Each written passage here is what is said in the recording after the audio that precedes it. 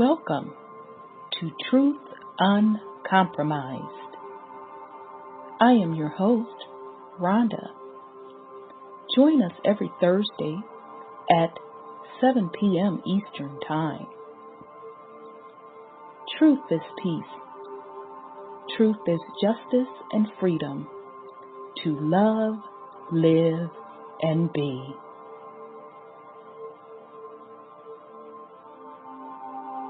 Music provided by sourcevibrations.com.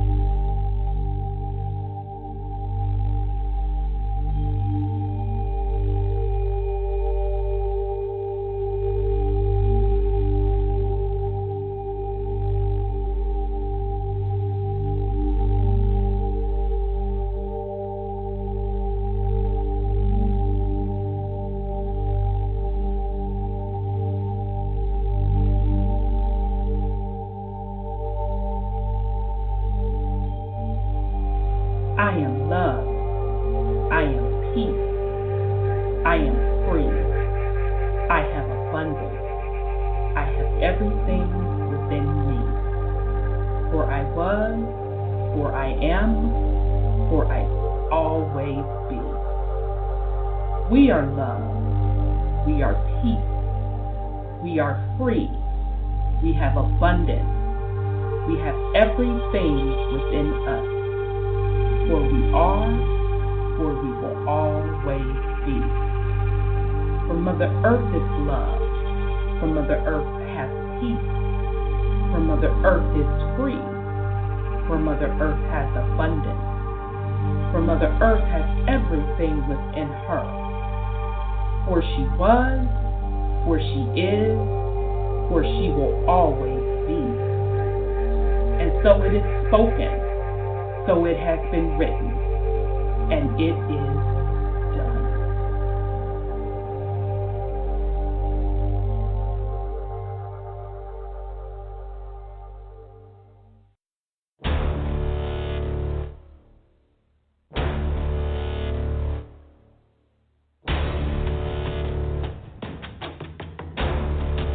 You have entered into a dimension of truth where time does not exist and illusions are shattered.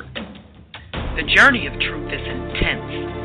The journey of truth will set you free. Consider this a warning as you enter the dimension of truth uncompromised.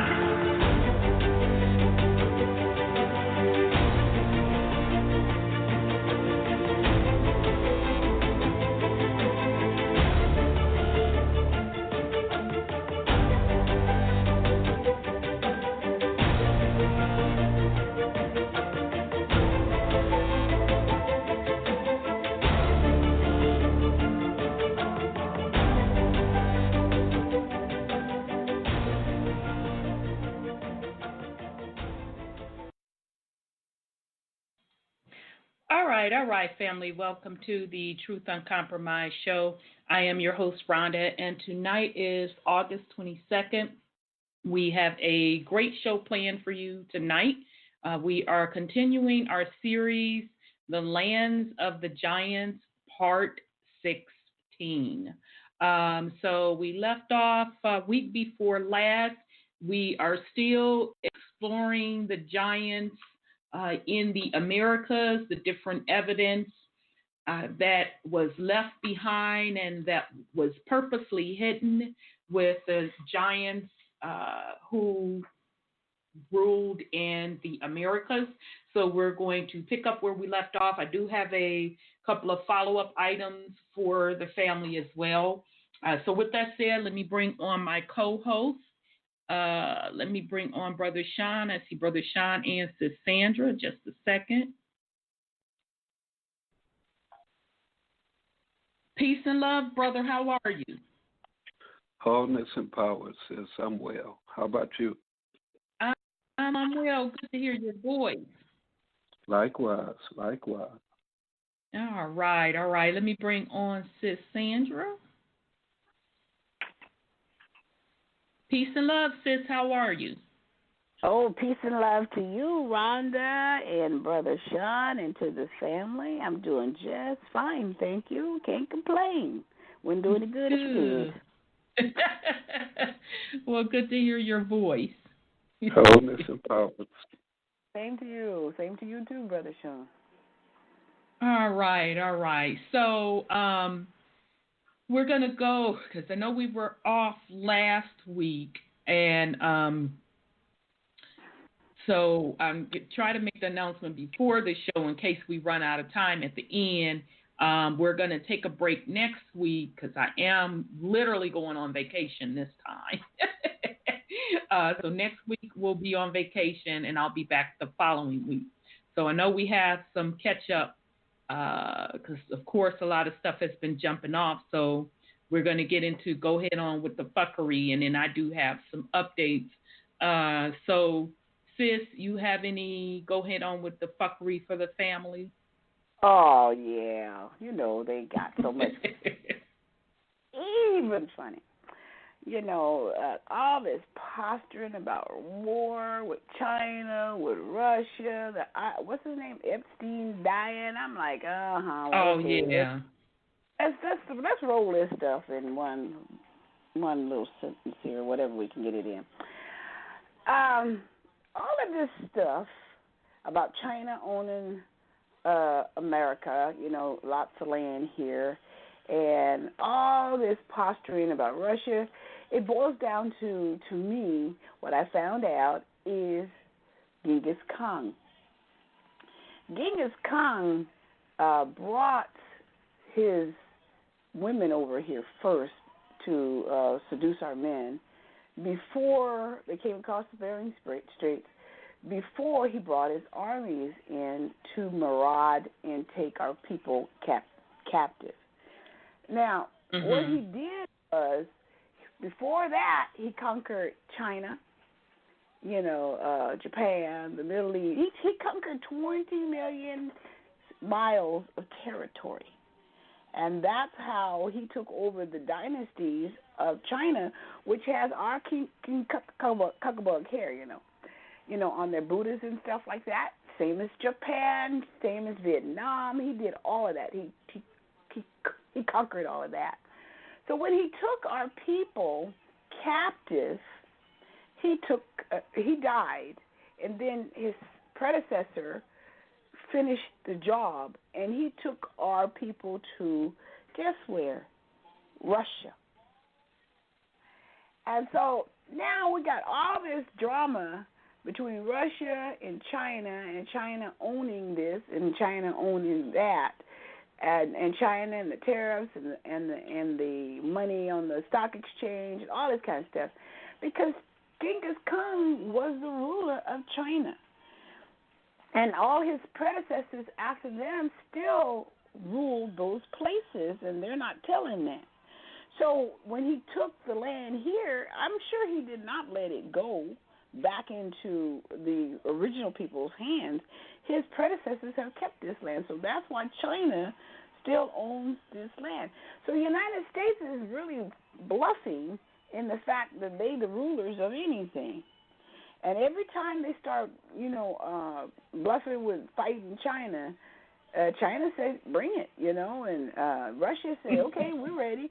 Because Genghis Khan still owns this stuff. He didn't let it go because he lost it or nothing.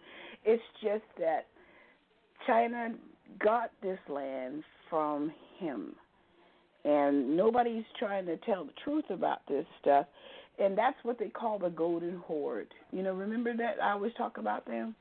So when they took our people to Russia, then here comes this another branch of Jews from Russia. So when I was listening to Amir Ahu, he was talking about our people taken in captivity, and we are the original people, and this is the old world and not that world over there. So the Spanish came along after all this junk, and they did that 300 years of transporting people back and forth, back and forth, back and forth to mess up the history. They changed the books. They changed that everything started here and went over there. But they have it out now.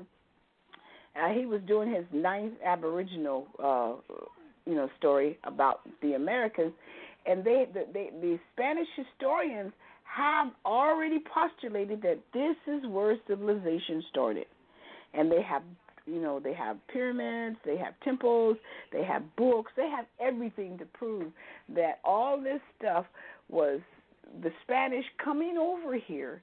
And that's why we're Negroes to this day, because the Spanish changed our titles and everything.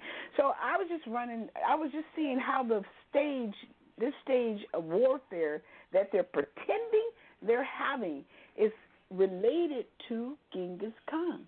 Everything is related to him. The whole planetary battles, I'm going to beat this one, and they're not going to do anything. They're just making threats to each other, but they know who the real leaders are of this planet, and it is not Trump. And everybody's blaming Trump, but Trump is just following the role he was given to play. So, and when we say that, I know I'm talking a whole lot, but I'm going to round it down. But when we say that those Jews over there are not ours, but they found that Judaism started over here, and those people in Russia were taken from here, and that's where they just changed color. They just changed color, and that's all they did, because they intermarried with those people over there. And I'm done. Great drop, sis. And, actually, on one of the follow-up items, I have to share goes into identity and who's really who. And just to add to what you were saying, and we'll get a little deeper in it when I bring up that article, folks now want to separate the continent of Asia with, quote, quote, Europe. Only separate by artificial lines. By what? By artificial lines. Created by man. Right. So they were over there fighting among each other before any of that mess made it over to the Americas. Okay, and then you had the Ottoman Empire, in North Africa, trading with the Asian continent, and so they were going back and forth up and around the block, and so all of the mixing and the marrying and the fighting and the warring, all of that started over there first. Right. Then they came over to the Americas because, remember, they bankrupt their empire. So, again, we don't have to make any of this complicated. They keep making it complicated so you cannot connect the dots. Right, on you do. Who is whom. But as I keep saying, it is the same empire. It never switched. Exactly. It never switched. So, great drop, sis. Brother Sean, you have any? Go ahead on with the fuckery for the family. Well, to me, China don't own shit. Genghis Khan didn't own everything. He's not even from this damn planet. That's true. So he can't lawfully or legally own the goddamn thing. And the only claim that China is trying to stake over here on the down low is through these so-called Native Americans. Right, with your Syrians. Right, yep. Descendants of Tartaria. Yeah, they are. Right. So they don't have a lawful claim to anything either. Besides, nobody can own anything. Anything. Can nobody own Mama? That's right. So they can go on with that fuckery and whatever they trying to prove. Exactly. Right. Yeah, but see, they done put themselves up because that's who they belong to, is that China Empire, those Native Americans. And you're absolutely right. They don't own it. They don't. They just invade it, just like the rest of them. Exactly, and all their time is just about up. So I mean, they could try and claim whatever they want to claim. It don't matter in the end. It's over. The party is over. And to add, I mean, look at what's happening to all these rainforests, not just the Amazon, all over the world. And actually, that's Mama. She eating shit up. Majority of the people over there in those rainforests and everything aren't her children. She's like, I don't know who these motherfuckers are running around. It ain't her kids. They gotta go. Besides, it's too much more information that they're after. The trees talk. That's right. They know how to read those tree rings. So when they was cutting the trees down, they were getting information also. But when Mama burned them down, ain't no way you get no information. She can regenerate. She can regrow them trees. Mm-hmm. So it's Mama cleaning house, point blank, period. Exactly. I mean, it is no other way around it. They got to go. She has spoken. We have spoken. Yep. Yeah. So my go ahead with the fuckery is any colonial claim, period, dot, is over. Mm-hmm. And I'm done. Yeah. All right, brother. Indeed. Okay, so just a couple of things to keep the family up. Brother Sean already mentioned about the Amazon literally being on fire. So I don't have to go into that anymore. And interestingly enough, Brother Sean, you had sent me the article, and as soon after you sent that, I started seeing it pop up about, and CNN had put this out. This came out Saturday, but it was all over, of course, after you sent me the article, brother. But the water is so high, a large number of salmon.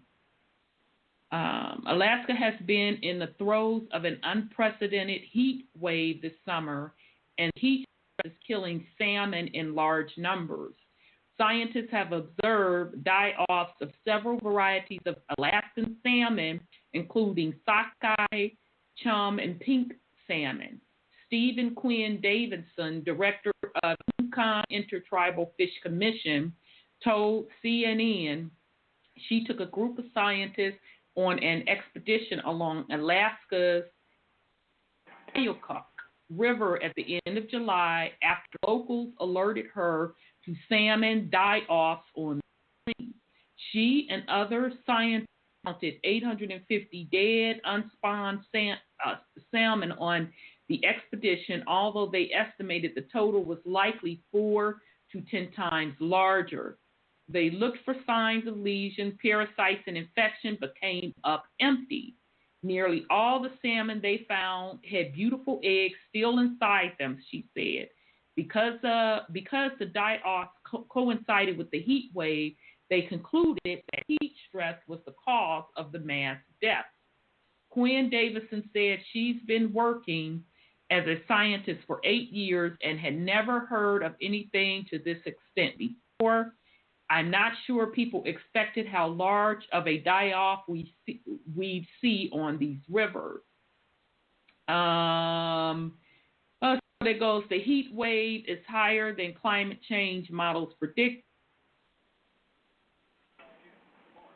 Same time as air temperatures, according to Sue Monger, the science director of Cook Intel Keeper. Scientists have been tracking stream temperatures around Cook Inlet, located south of Anchorage, since 2002. They never recorded a temperature above 76 degrees Fahrenheit until now. On July 7th, a major salmon on the west side of Cook Inlet registered 81.7 degrees. Mager said she and her team published in 2016 creating models outlining moderate and pessimistic projections for how climate change will drive temperatures in the Alaska streams. 2019 exceeded the value we expected for the worst case scenario in 2069, she said. Mager said the warm temperatures are affecting salmon in various ways depending on the stream. Psychologically, the fish can't get oxygen moving through their bellies. In other places in the state, the salmon didn't have the energy to spawn and died with healthy eggs in their belly. Salmon under threat. Salmon populations are under stress from other angles as well. Overfishing is threatening salmon further south in southwestern Canada and northwestern Washington. Orca whales, which are themselves endangered, feed on salmon. With fewer salmon to eat, population of orca whales have steadily declined over the past decade.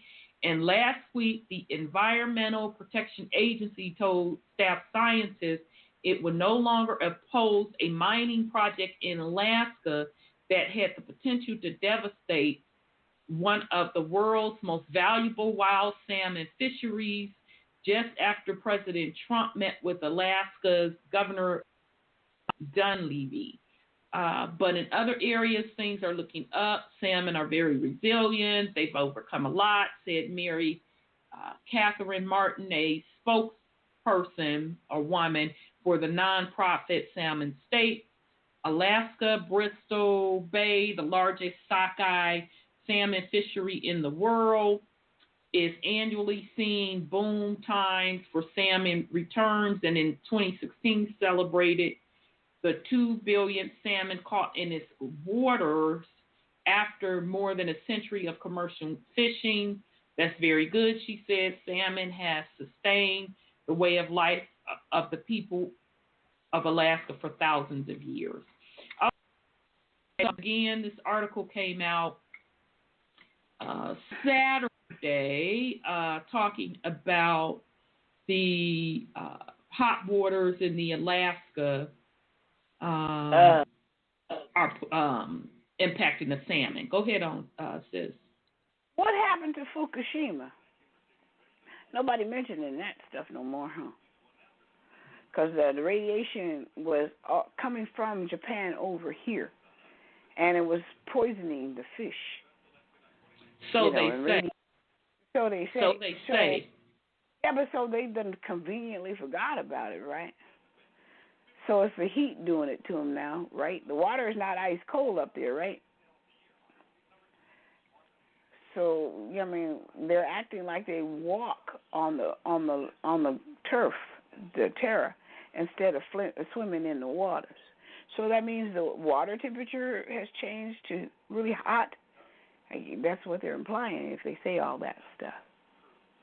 Right. Right. Well, that's what they're claiming, that the temperature in Alaska, what did they say, 81.6 degrees. So yeah, 90 pretty degrees. toasty. The ice is melting, they say too. Right. And that was the update that I gave a couple of weeks ago about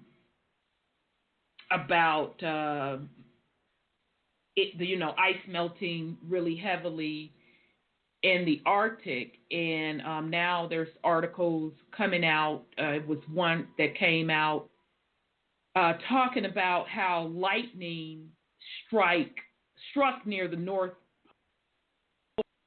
48 times, and this is not normal. So this article hit in National Geographic. Do this have a date on this?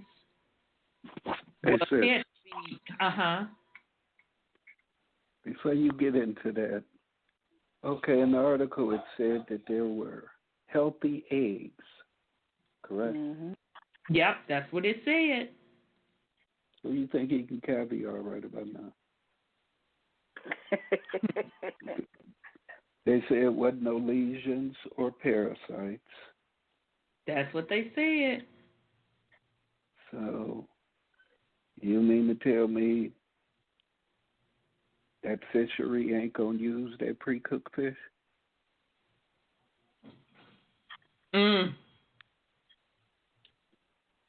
Better watch where your salmon coming from. Better watch some salmon croquette patties. Yeah, that's a good point. Because, I mean, what do people think they're doing with them cows and stuff, and chickens that got caught in them floods? You eating it. Yeah. Oh,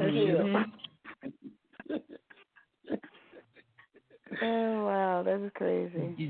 That's a good point. Somebody eating chicken right now while we talking. Somebody got a burger or something, too, jumping off. Good, ain't it? Good, ain't it? That salmon, too, good, ain't it?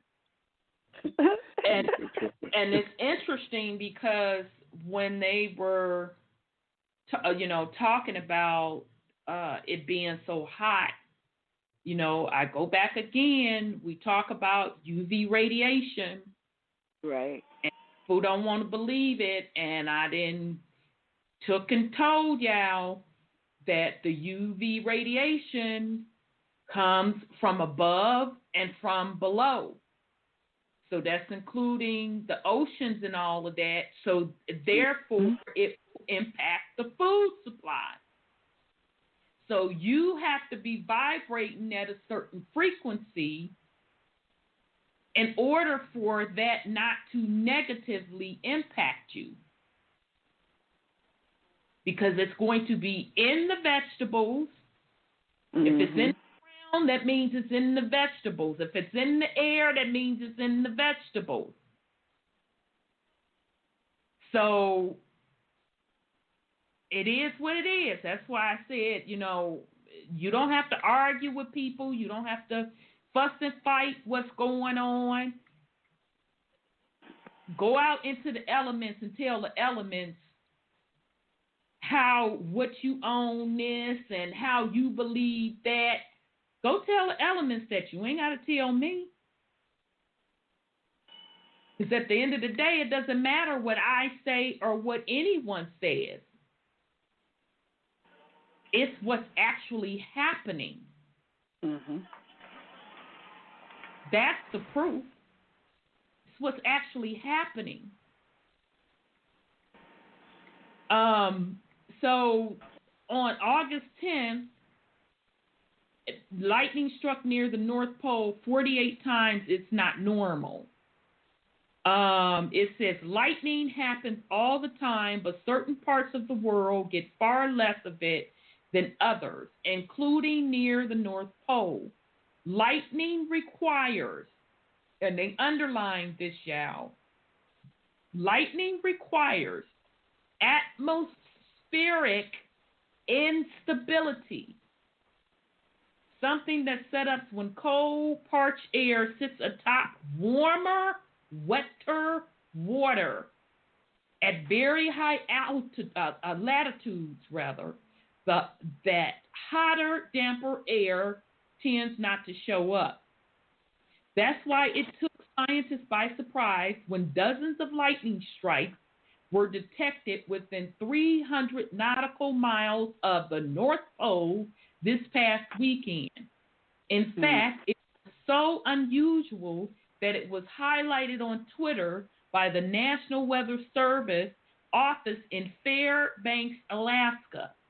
A bulletin of theirs says that this was one of the furthest north lightning strikes in Alaska's forecaster memory. Although plenty of factors need to come together to produce the light show, the specter of climate change lingers over this meteorological mystery. It is possible that a freakishly warm Arctic, a staggering lack of sea ice, and even possibly smoke from unprecedented wildfires within the Arctic Circle, among other things, contributed to this lightning unexpected appearance near the top of the world. It has been an extraordinary year and an extraordinary summer in the far north, said Daniel Swain, a climate scientist at the University of California in Los Angeles.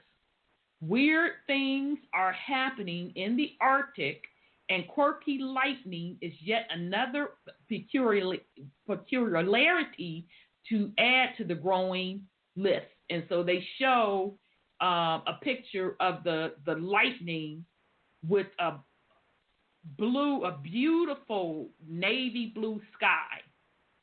Okay, so it says the lightning was detected by Vasala GL360 network, which uses a worldwide distribution GPS synchronized radio receiver that pick up on the powerful radio burst lightning discharged unleashed.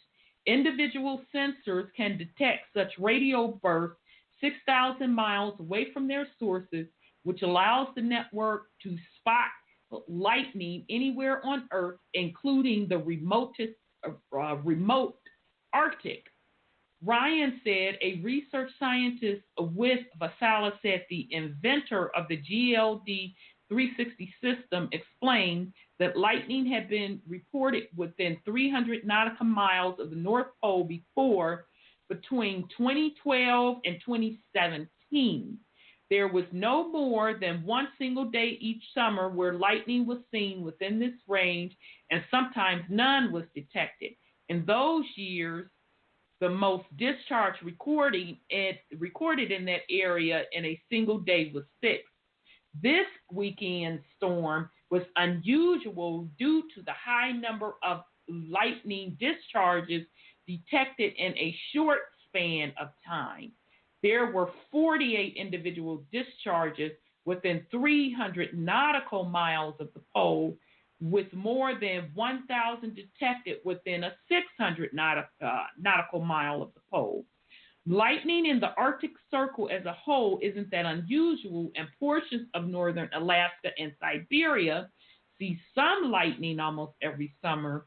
But, said Swain, once you hit the coast of the Arctic Ocean and head north, you tend not to get strong updrafts nor enough atmospheric instability to produce lightning-capable clouds. Lightning also prefers tall clouds that allow electrical charged waters and ice particles to have room separated separate from each other, but near the North Pole, that's problematic. There, the tropopoles, the stable layer that forms the lid on the active weather layer in the atmosphere, is about half as high than it is near the equator. That means clouds would find it difficult to reach the heights necessary to produce that all-important charge separation, Swain said. With that in mind, scientists were initially and understandably skeptical about this lightning detector.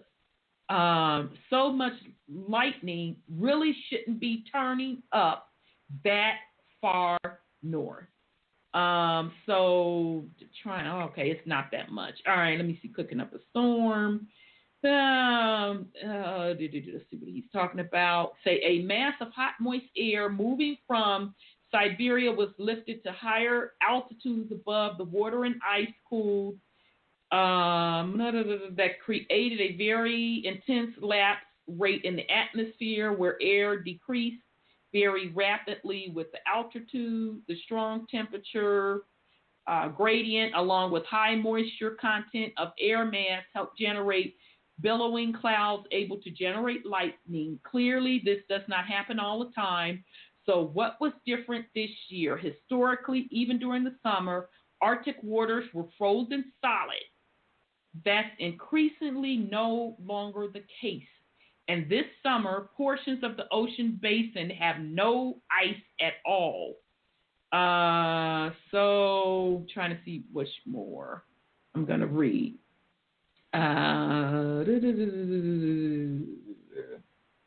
Okay, so basically the rest of the article is saying more than likely you're going to continue to see this type of activity. It's going to become more frequently.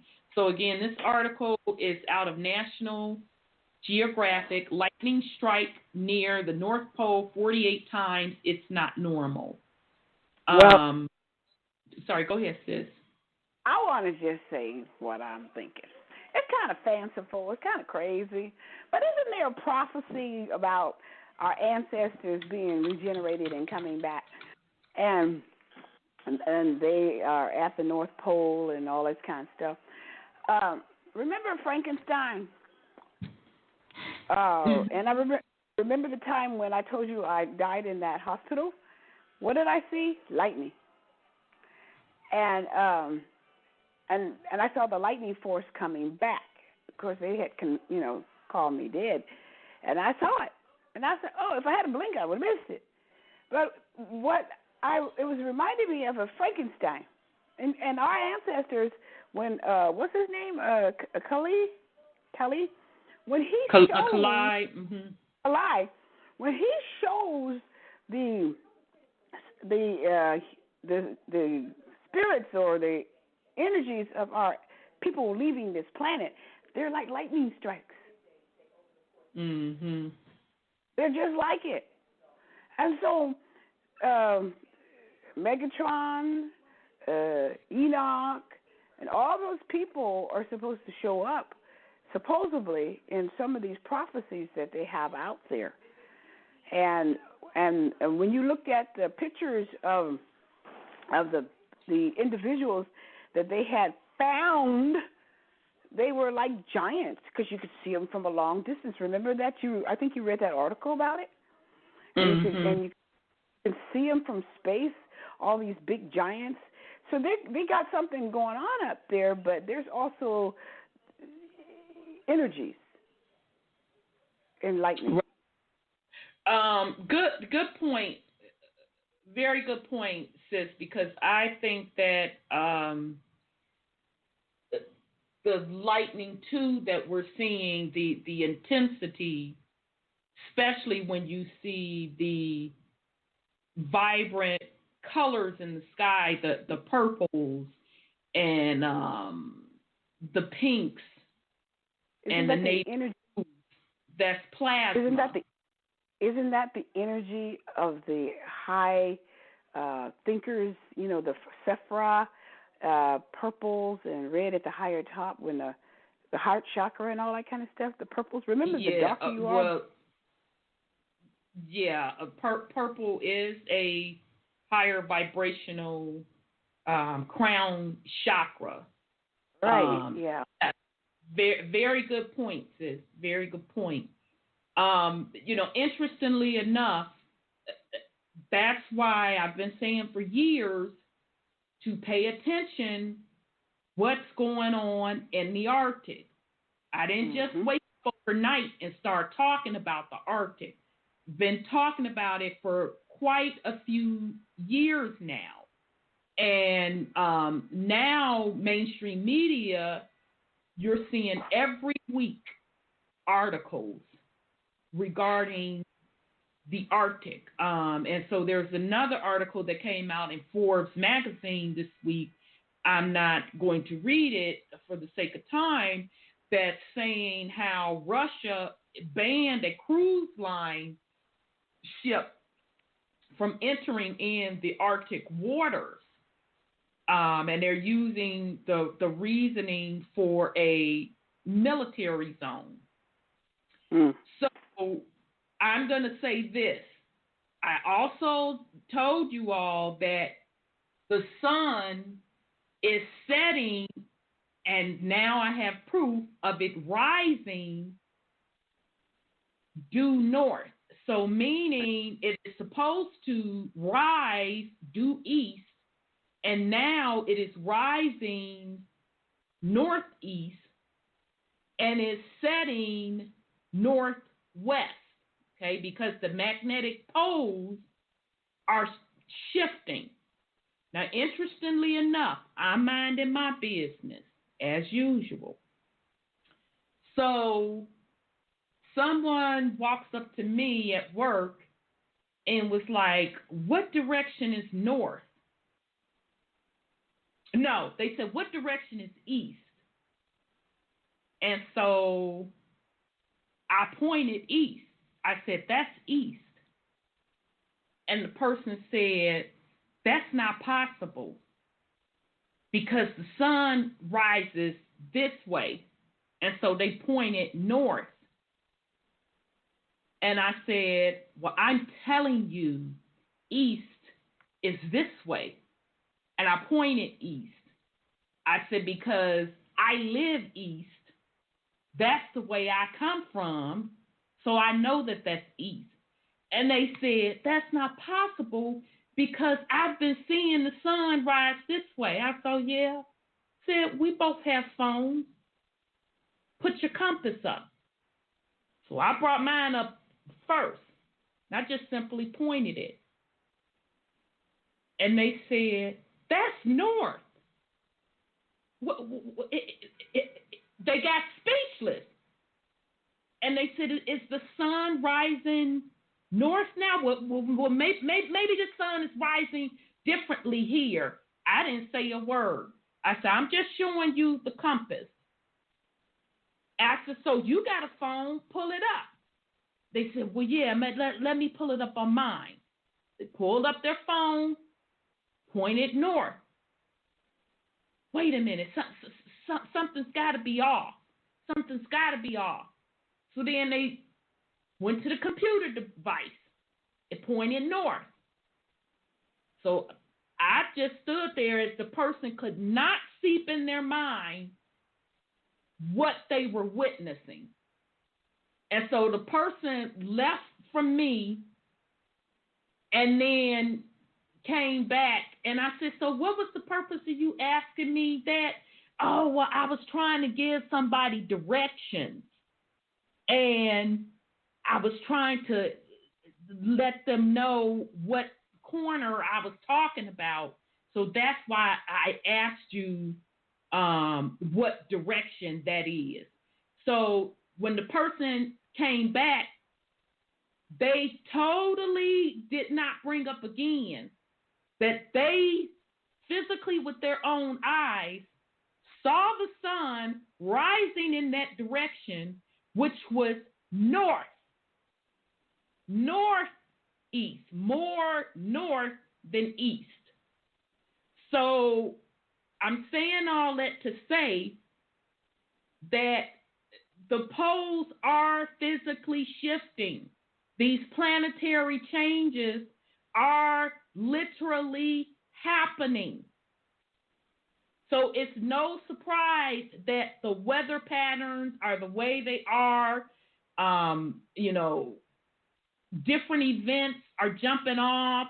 People are, quote, quote, acting crazy because a shift is going on. It is a physical transformation shift as well as spiritual, and more importantly, of course, spiritual. But just that one particular incident just proved how even with physical proof, just people cannot wake up to the fact, even what their eyes are showing them. That person was in such disbelief that they totally just shut it out of their mind and just kept it moving. So I did want to, share that with the family. We told you all that activity in the Arctic is going to be key, because that Arctic is where the magnetic pole or the magnetic energy is concentrated. So it makes sense to me that as the poles are shifting, that the sun would also rise and set closer to that north magnetic center. And in addition to that, Wrap the News caught on video where a couple of nights ago, I want to say, 2 moons in the sky with no mistake, no denying it. Literally 2 moons in the sky. No denying it. And then Brother Kalai, either a day or 2 later, caught the same exact thing. Okay? So, these are just the physical manifestations of these spiritual realms shifting. So I did want to share that with the family. I will pause in case somebody want to put something on it before we move on. Yes, Purple Peel, I know the sun does not rise or set. And the earth don't rotate. You can go on with that. But I know it circles around that magnet. So, all right. So we'll move along if nobody has anything to put on that. All right. Hey, too. I'm sorry. Go ahead on, Brother Sean.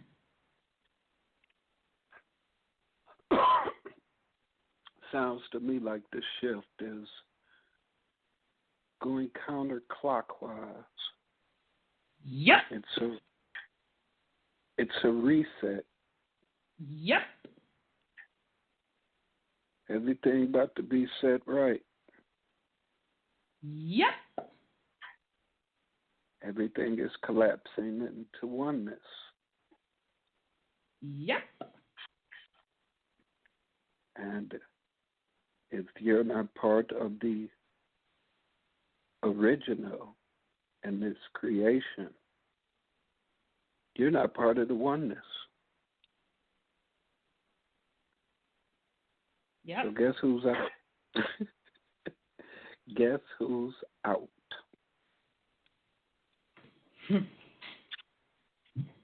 Because remember, everything has been reversed. Everything has been reversed. And that's why the everything is so out of balance. So it has to be corrected, and it is being corrected. So it's up to you what you want to believe. All you have to do is look up in the sky and see what your eyes see. So now, however you want to interpret that, that's your business. But it's not going to stop the shift from happening because you believe XYZ. Because the planet, Mother Earth, has moved on. She has come out of bondage and she's moving on. So it's not her problem nor her concern if you are not ready to move on or if you have not caught up to what's going on. So, yeah, the choice is definitely yours. Okay, so I am going to go to an article. This is a follow-up article. Let me make sure, y'all, because there's so much stuff. Let me make sure, because I had two. Oh, yeah, this is what I wanted. So this is the first one. All right, so if some feelings get hurt, it is what it is. So here we go. And then let me see, did I put the source of where I got that from or if I found it on my own. I think I got this article from a reference from a video called The White Slaves of Barbary, North Africa, and the Ottoman Empire. So I think that's where I got this particular term, and then when I put research on the term, I came up with even more information. All right, so this article is how the genocidal Yamnaya men love to switch cultures. And this came out March 31st by Carlos Quails. And this is off of Indo-European.eu. How the genocidal Yamnaya men love to switch cultures. All right, after some really interesting fantasy full of arrows, it seems Christiansen in France are coming back to their most original idea from 2015, now in New Scientist recent clickbait story of the murderous people of all time revealed in ancient DNA 2019. Teams led by David Reich at Harvard Medical School and Eske Willerslev at the University of Copenhagen in Denmark announced independently that occupants of corded ware graves in Germany could trace about 3/4 of their genetic ancestry to Yamnaya. It seems that corded ware people weren't simply copying the Yamnaya to a large degree. They actually were Yamnayan in origin. So that's spelled, for those of you that want to do your own research, Yamnaya.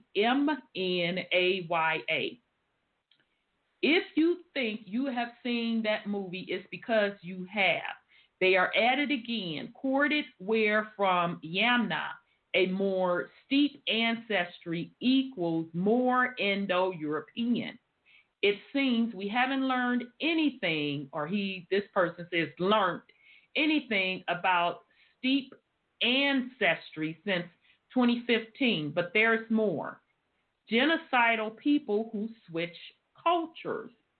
Burial practices shifted dramatically. A warrior class appeared, and there seems to have been a sharp upsurge and lethal violence.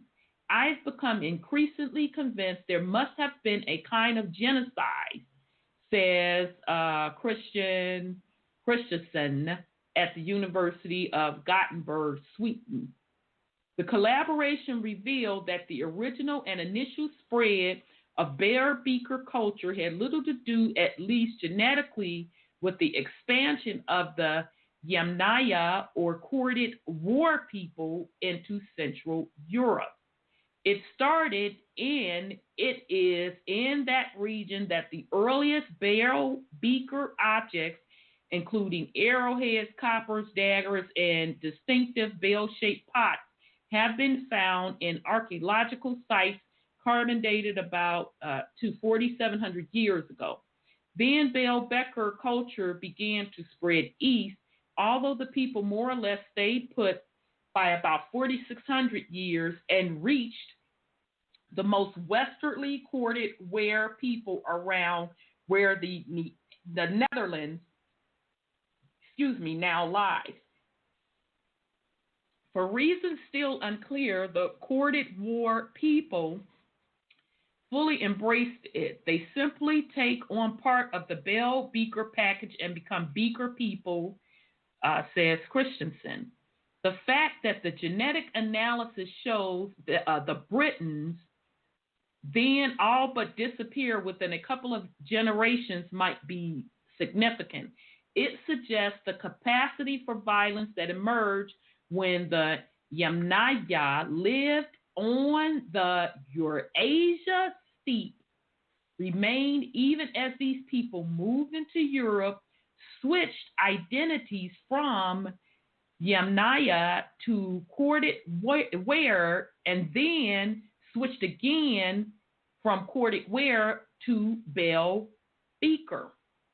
Notice what Christensen did there. Yamnaya men switched identities into corded ware, then switched identities into bell beaker.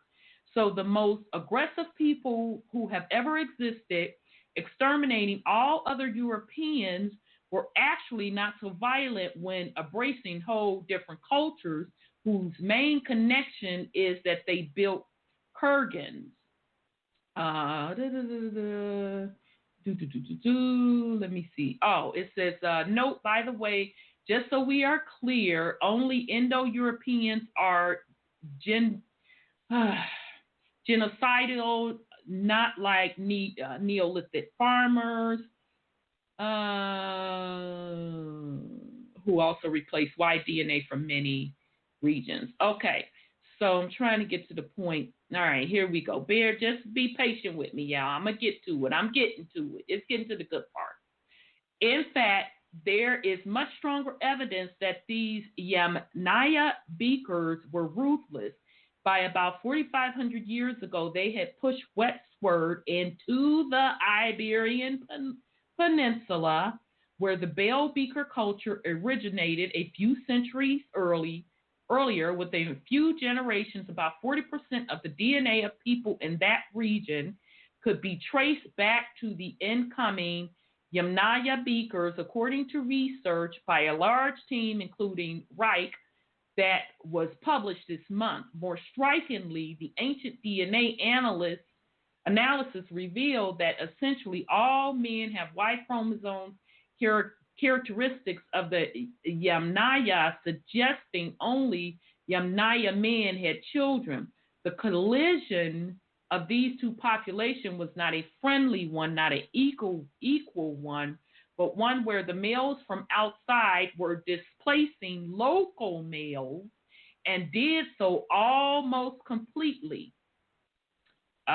This supports Christensen's view of the Yamnaya and their descendants as an almost unimaginable violent people. Indeed, he is about to publish a paper in which he argues that they were responsible for the genocide of the Neolithic Europe's men. It's the only way to explain that no male Neolithic line survived. So let me stop to just kind of, and he's going to get into it, but just to stop to dissect what he's saying.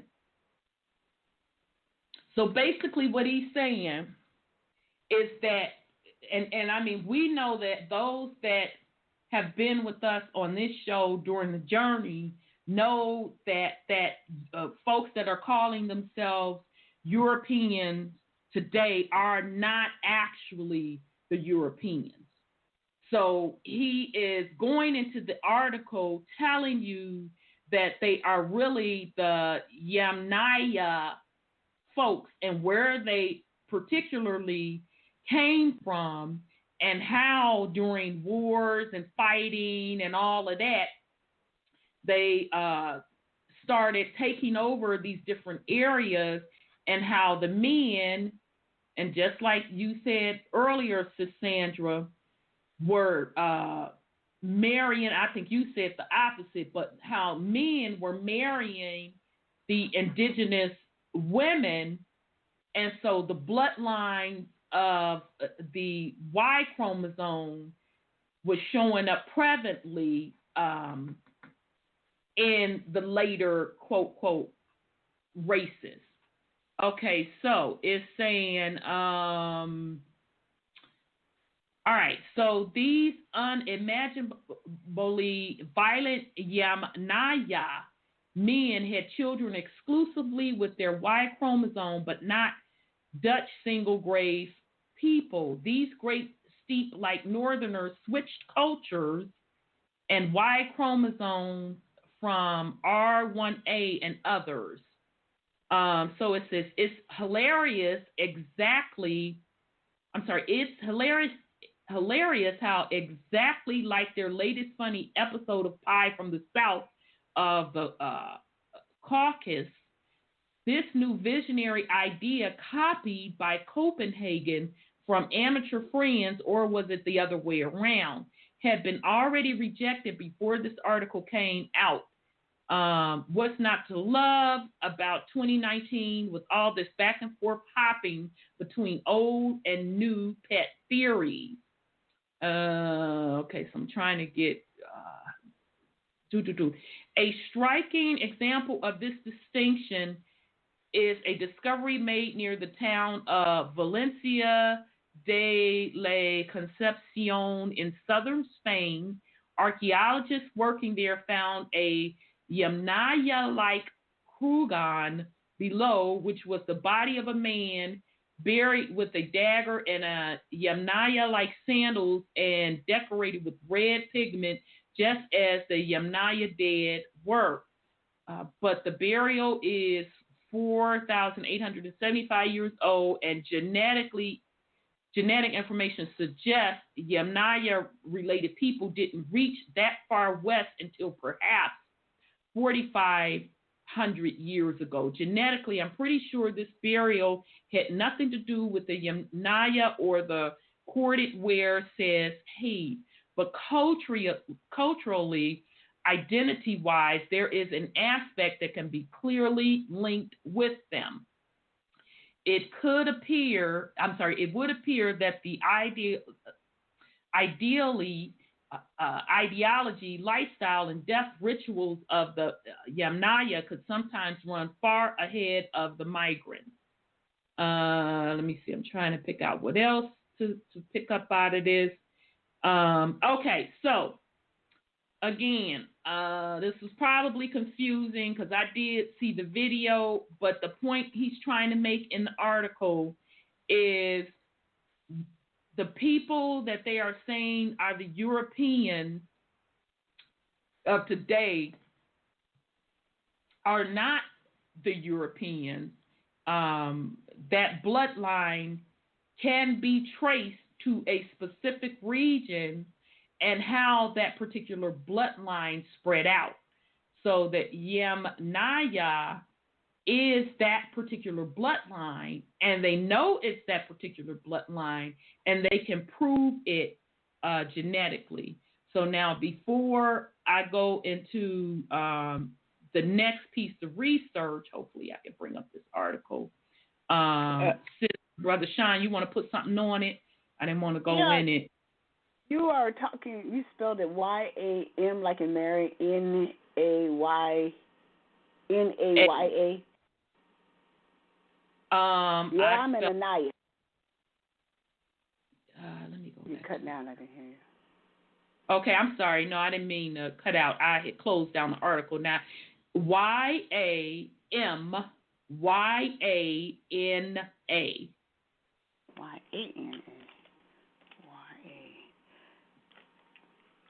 Okay, so two different ways, because the way I just gave you was the Wikipedia way, but the article spells it YAMNAYA. So yeah, they're out of India. On this here, they're the Vedic Indians, people of India. The Vedic also was saying that they were out of space too. They came from out of space. See, it's Asia. This is what I just saw. It was your Asia, and that's what Genghis Khan was doing, and he was brutal. He killed millions of people. It was Central Asia. They said the Yamnaya came from Central Asia, and that's where he between the Black Sea and the Caspian Sea. So he was marauding and carrying on all over this planet, and like Brother Shannon says, he wasn't even from here. So from this planet. Purple Pill, shout out, because you got it. Okay, I'm gonna give you on the whole rotate and revolve. We're cool on that, Purple Pill. I got you on that. All right, but you go. Ethiopian adepts consider Europe to be the sister of Asia, which are the offspring of the mother Africa. Hold on to that thought, Purple Pill, because we finna go in. So this article is from a brother, and I didn't straight forgot how I even got to this article from this brother who is a researcher out of Chicago. This article is a research article, a genetic chronology of African Y chromosome, RV88 and RM269 in Africa and Eurasia. All right. So this is out of the Department of Archaeogenetics out of Chicago, Illinois. All right. So we're getting ready to go in. So they were white folks. Did the article. His name is Clyde Winters. Here is an abstract. There is a global distribution of Y chromosome RM343 subclass across the African continent. The major subclads are RM269 and RV88. The V88 subclad is the oldest clad to separate from RM343. The subclad has relatives in early Neolithic samples from across a wide geographic area from Iberia eastward to Germany and Mara. This would place carriers of relatives of V88 among the Yamnaya and Bell-Becker people. Given the wide distribution of V88 and M269 in Africa and Neolithic Europe suggests that the Bell-Becker and Yamnaya people were African, not Indo-Europeans, because these cultural complexes and the people who practice these cultures originated in Africa. Now, I'm going to say this again because I want y'all to start taking this in. We told y'all that when we looked at those ancient maps of Africa, what we saw. Yeah. We told y'all. So once again, he is saying that this would place carriers of relatives of V88 among the Yamnaya and Bell-Becker people. Given the wide distribution of V88 and M269 in Africa and Neolithic Europe suggests that the Bell-Beaker and Yamnaya people were Africans, not Indo-Europeans, because these cultural complexes and the people who practiced these cultures originated in Africa. All right. So he goes on to say there is a global distribution. The Bell-Becker Beaker culture spread from Iberia to the rest of Europe. So just me throwing in a side note. Where has the pole shifted to? Siberia. Exactly. The eastern corded ware and even earlier Yamnaya ceramic decorations are characteristics of the African maritime beaker complex that was carried from Morocco to Iberia. And then he gives the source of that. Because the Bell Beaker cultural complex was also present in North Africa, makes it clear. I'm sorry, go ahead, brother. You said Morocco, right? Yeah. Okay. Yes, sir, I did. Yes, sir, I did. Okay. The cultural complex was also present in North Africa. Makes it clear Africans took RV88 and RM269 to Iberia and across Europe. Most researchers assume that Y chromosome M173 originated in the Levant or Southern Europe among non-African populations. This theory lacks archaeological support.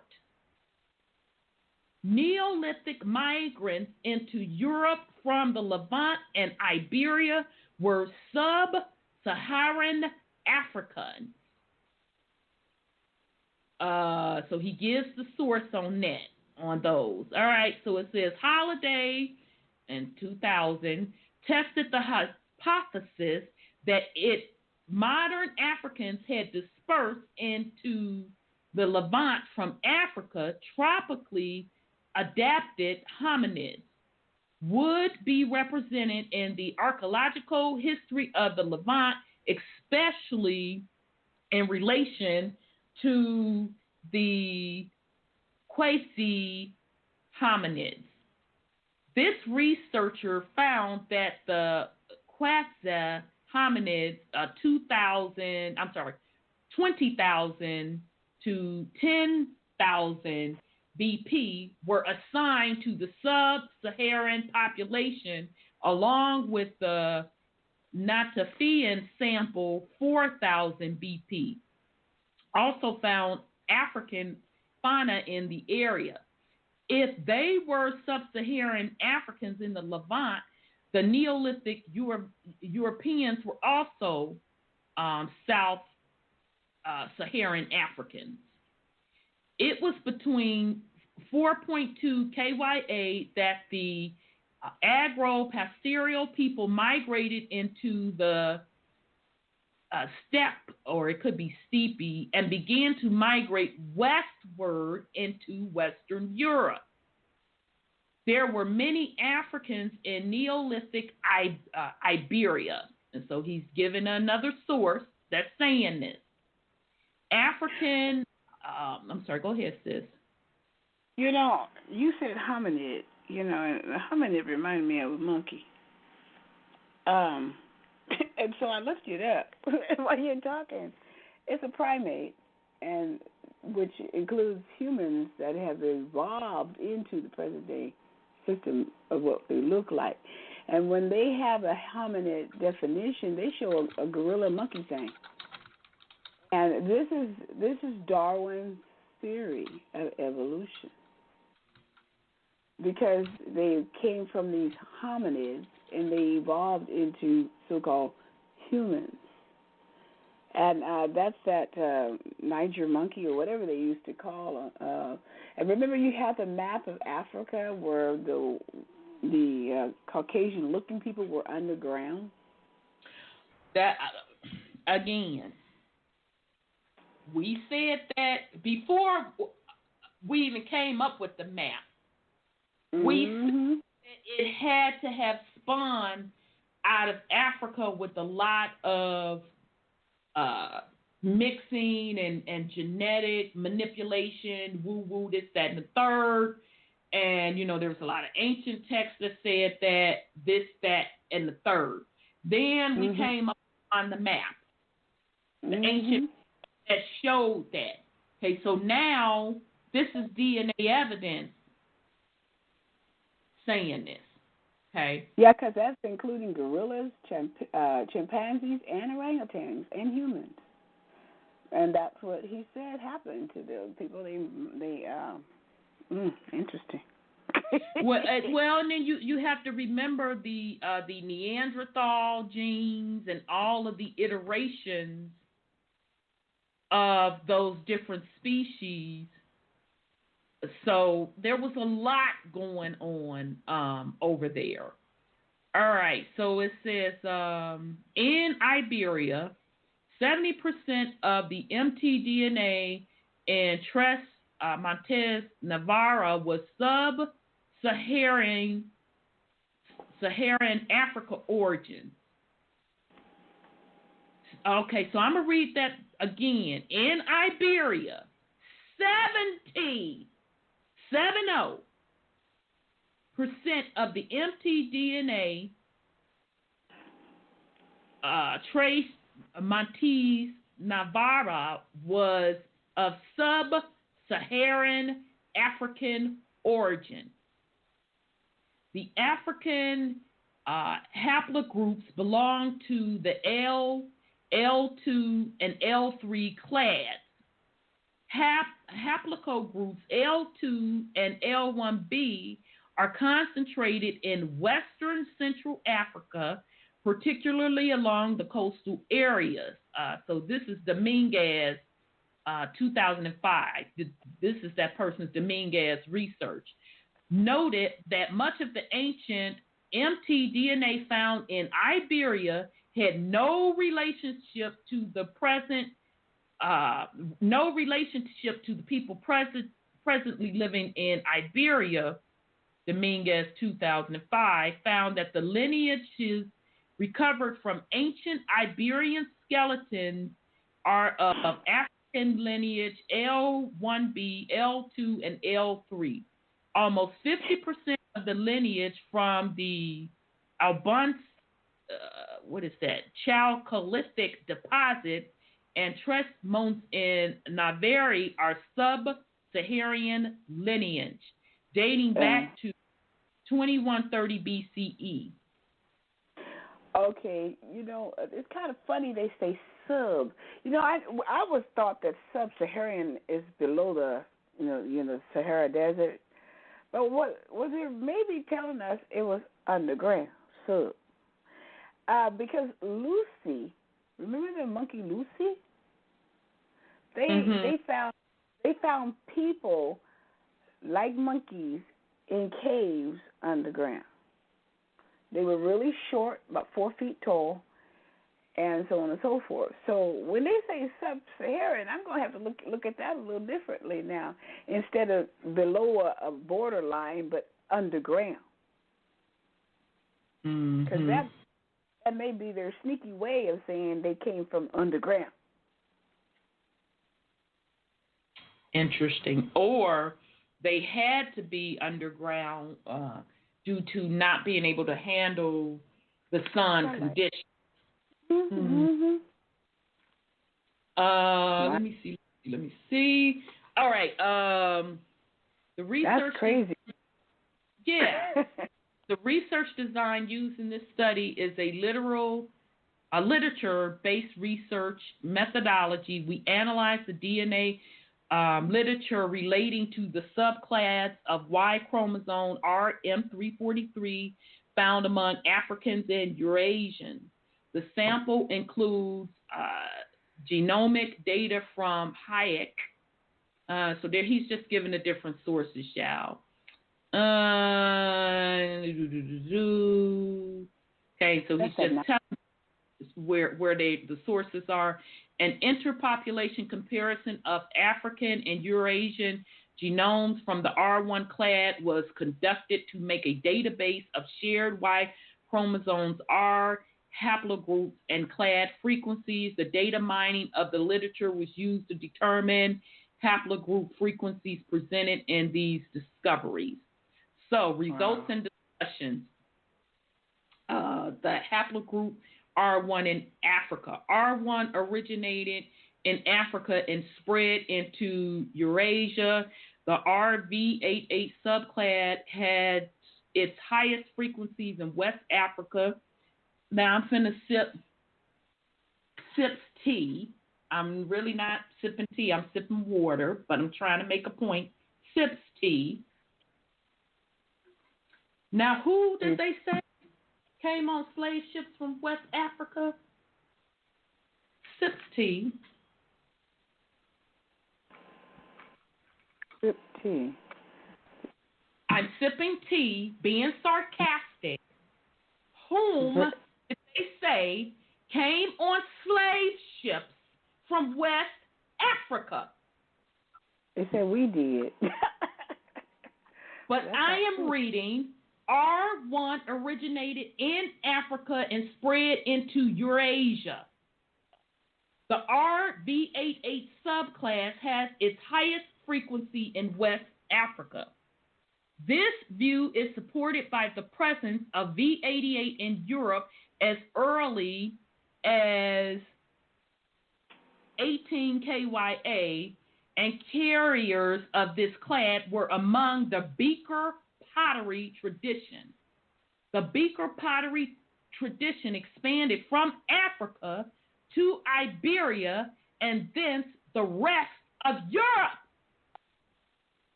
So, sips tea again. Who came to West Africa on slave ships?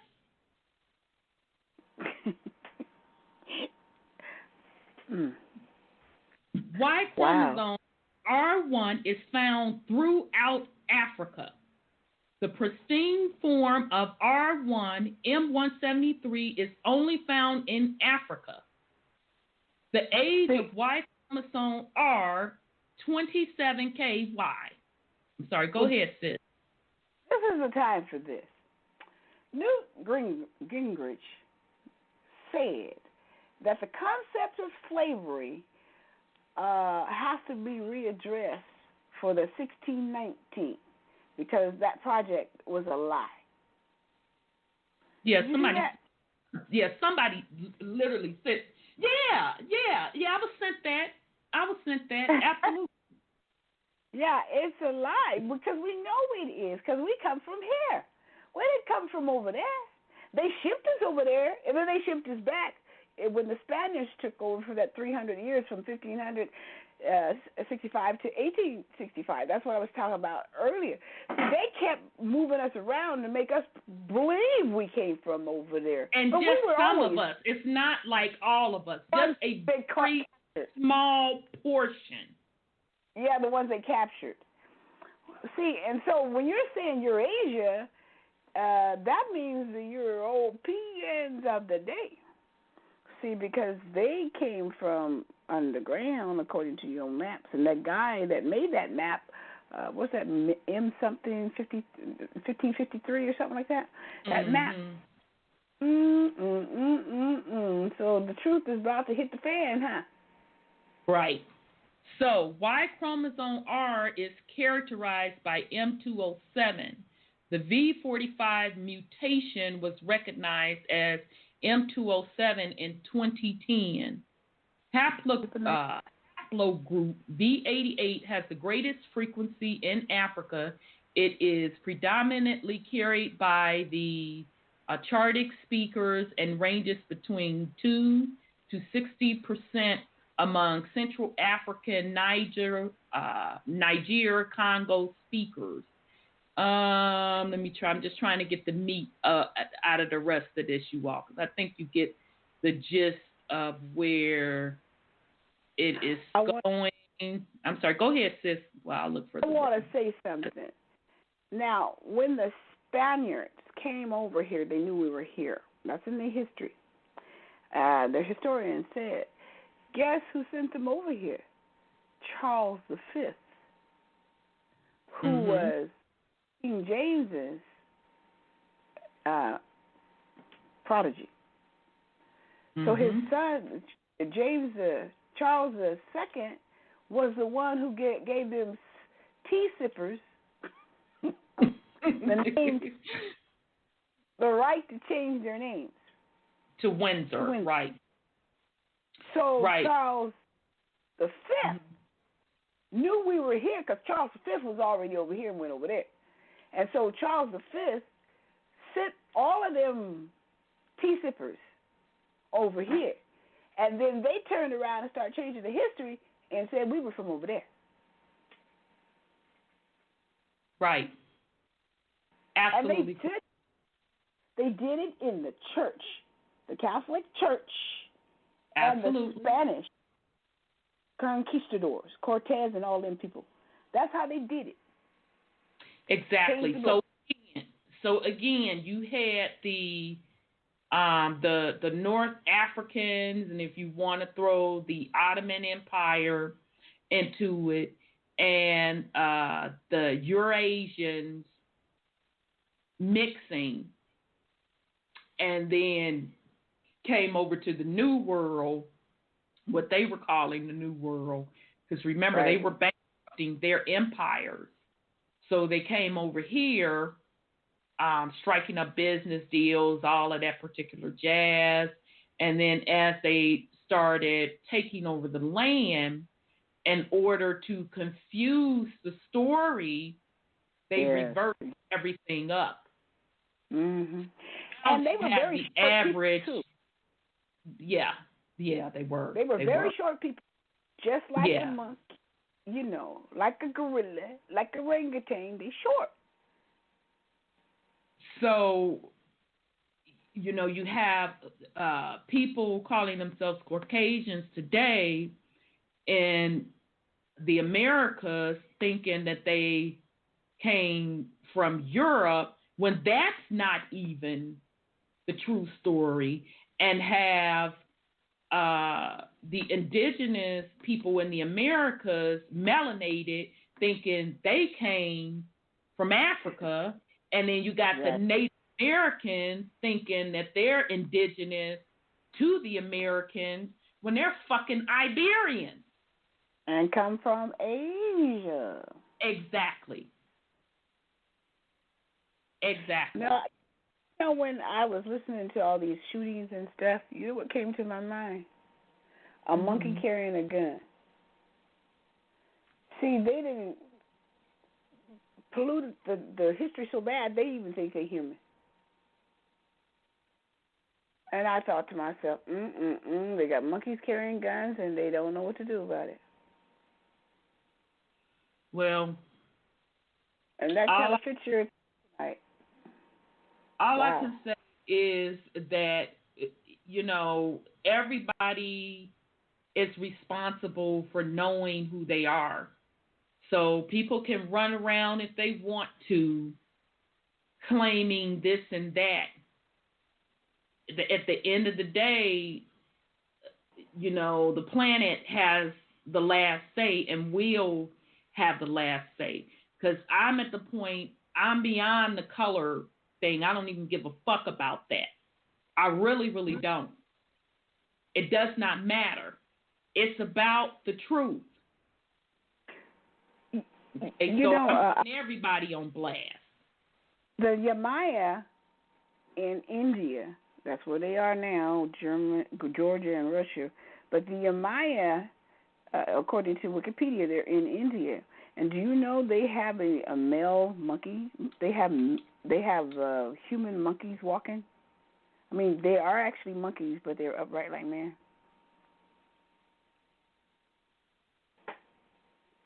I've seen them on video. Oh, okay. I mean, I'm not, disputing what you're saying at all. And I was okay. The monkey man. I think they call them the monkey men or something like that. Okay. They still exist to this day. Okay. All righty. So we're gonna go. I'm trying to get the meat out of this so I won't lose you all. Interestingly, the earliest offshoot of extinct haplogroup R1b M343 variation, the V88 subclad, which is currently most common in Fulani-speaking population in Africa, has distant relatives in early Neolithic samples from across wide geographic area from Iberia, Germany to Sahara. To the Sahara? Is that what you said? Samara.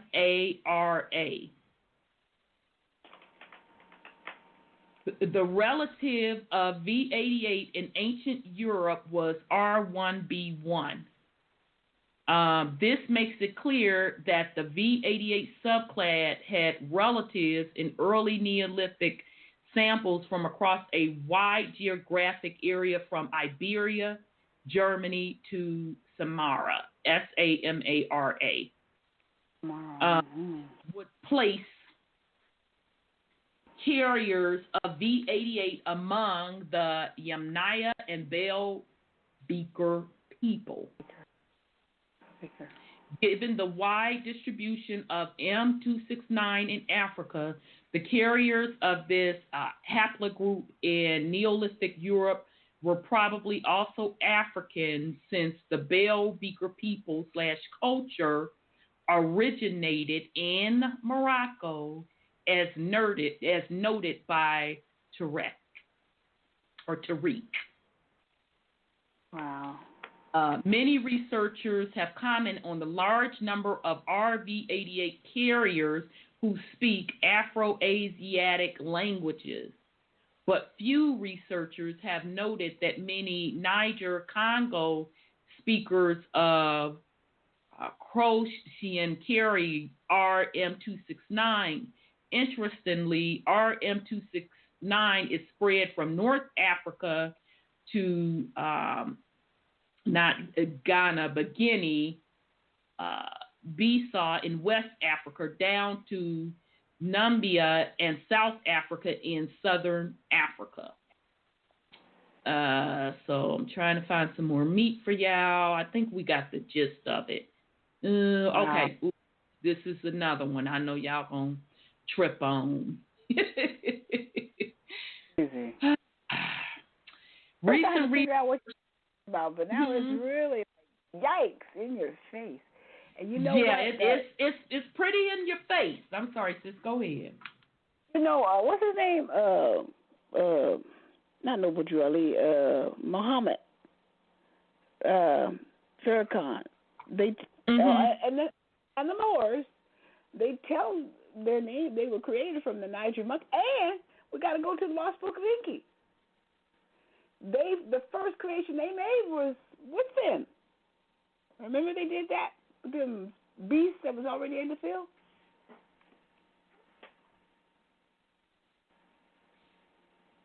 Right. I get what you're saying.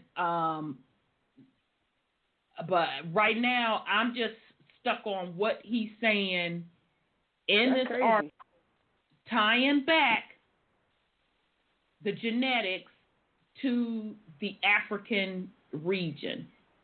Mm-hmm. That's what's on. So, like I've said, everything's been reversed up. I'm going to even take out the whole ape, monkey part, all of that. I'm taking all that out for now. Here's what it is. Who's really from where? Let me see. Damn it, I had it.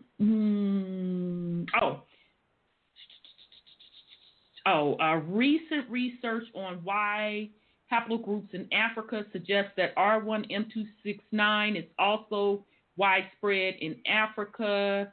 Found that 10 out of 19 subjects in the study carried the M269. This is a highly significant because it indicates that 53% of the carriers of the R1 class in this study were M269.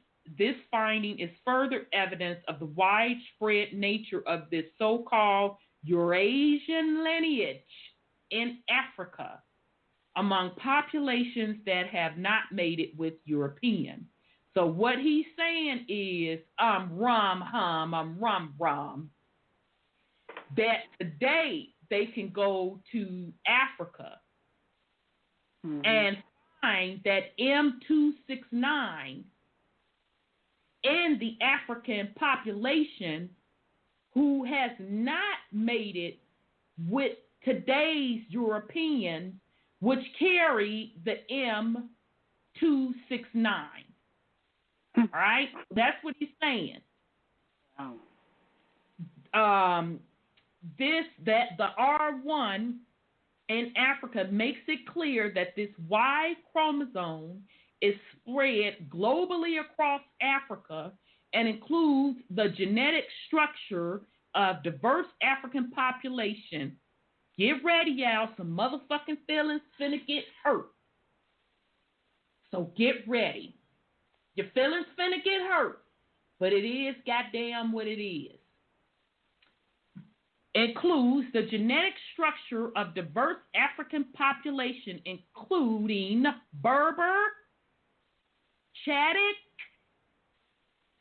Cushitic, Khoisan, I know I'm not pronouncing that one right, Niger, Congo, Nilo-Saharan, and Semitic-speaking African populations.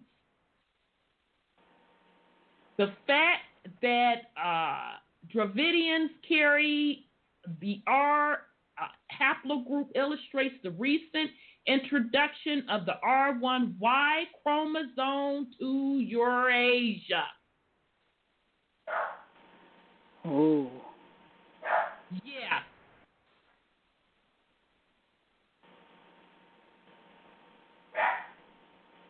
Exactly. That's tough. Yeah, that's because they always tough. try to give us that DNA. They always try to give us that DNA. Yep. And we know that. So I'm gonna stop here, and then I'll try to go back and pick up some of the other pieces, and I'll come back next week because it's not too much more left. But I do want to, I guess I can give you the conclusion, and then we can be done with it. Because shit, that was pretty deep right there. So this is the conclusion. Some researchers claim Y chromosome R1 is the result of a back migration to Africa from Europe. The researchers never date this alleged back migration or offer archaeological evidence of a European back migration to Africa. This theory has no support because the archaeology indicates that people were migrating from sub-Saharan Africa into Europe, not vice versa. The most common ancient haplogroup in Europe among agro-pastoral population was haplogroup R1. The ancient DNA used to determine the genomes carried by the ancient Europeans was recovered from the sub-Saharan African skeletal remains that characterize Bell Beaker and Yamnaya populations. the discovery of R1 haplogroups among the sub-Saharan Africa Bell Beaker and Yamnaya skeletons, who represents the ancient European phenotype, point to the probable African origins of R1. Since this region has the highest frequency of V88, the oldest subclad of RM343, and some European hunter-gatherers carried the R1L278 clad, a relative of V88. So again, this article is called a genetic chronology of African Y chromosome, RV88 and RM269 in Africa and Eurasia. Clyde Winters is the author. Oh, that's tough. Yeah. He didn't take no prisoners, did he? He laid them all out there. Indeed. So, again, I'm going to say, as folks are running around talking about you from here, you from there, oh, okay, then. Oh, okay. See, that's why those tests are phony. You understand? Because they put you where they want you to be what they want you to be. And that really, not only what want you to be, so they can be who they want to be. Exactly, the identity switch. That's what you said they did all the time. It's really a slap in everyone's face, to be quite honest. Right. And that's why, there's no peace.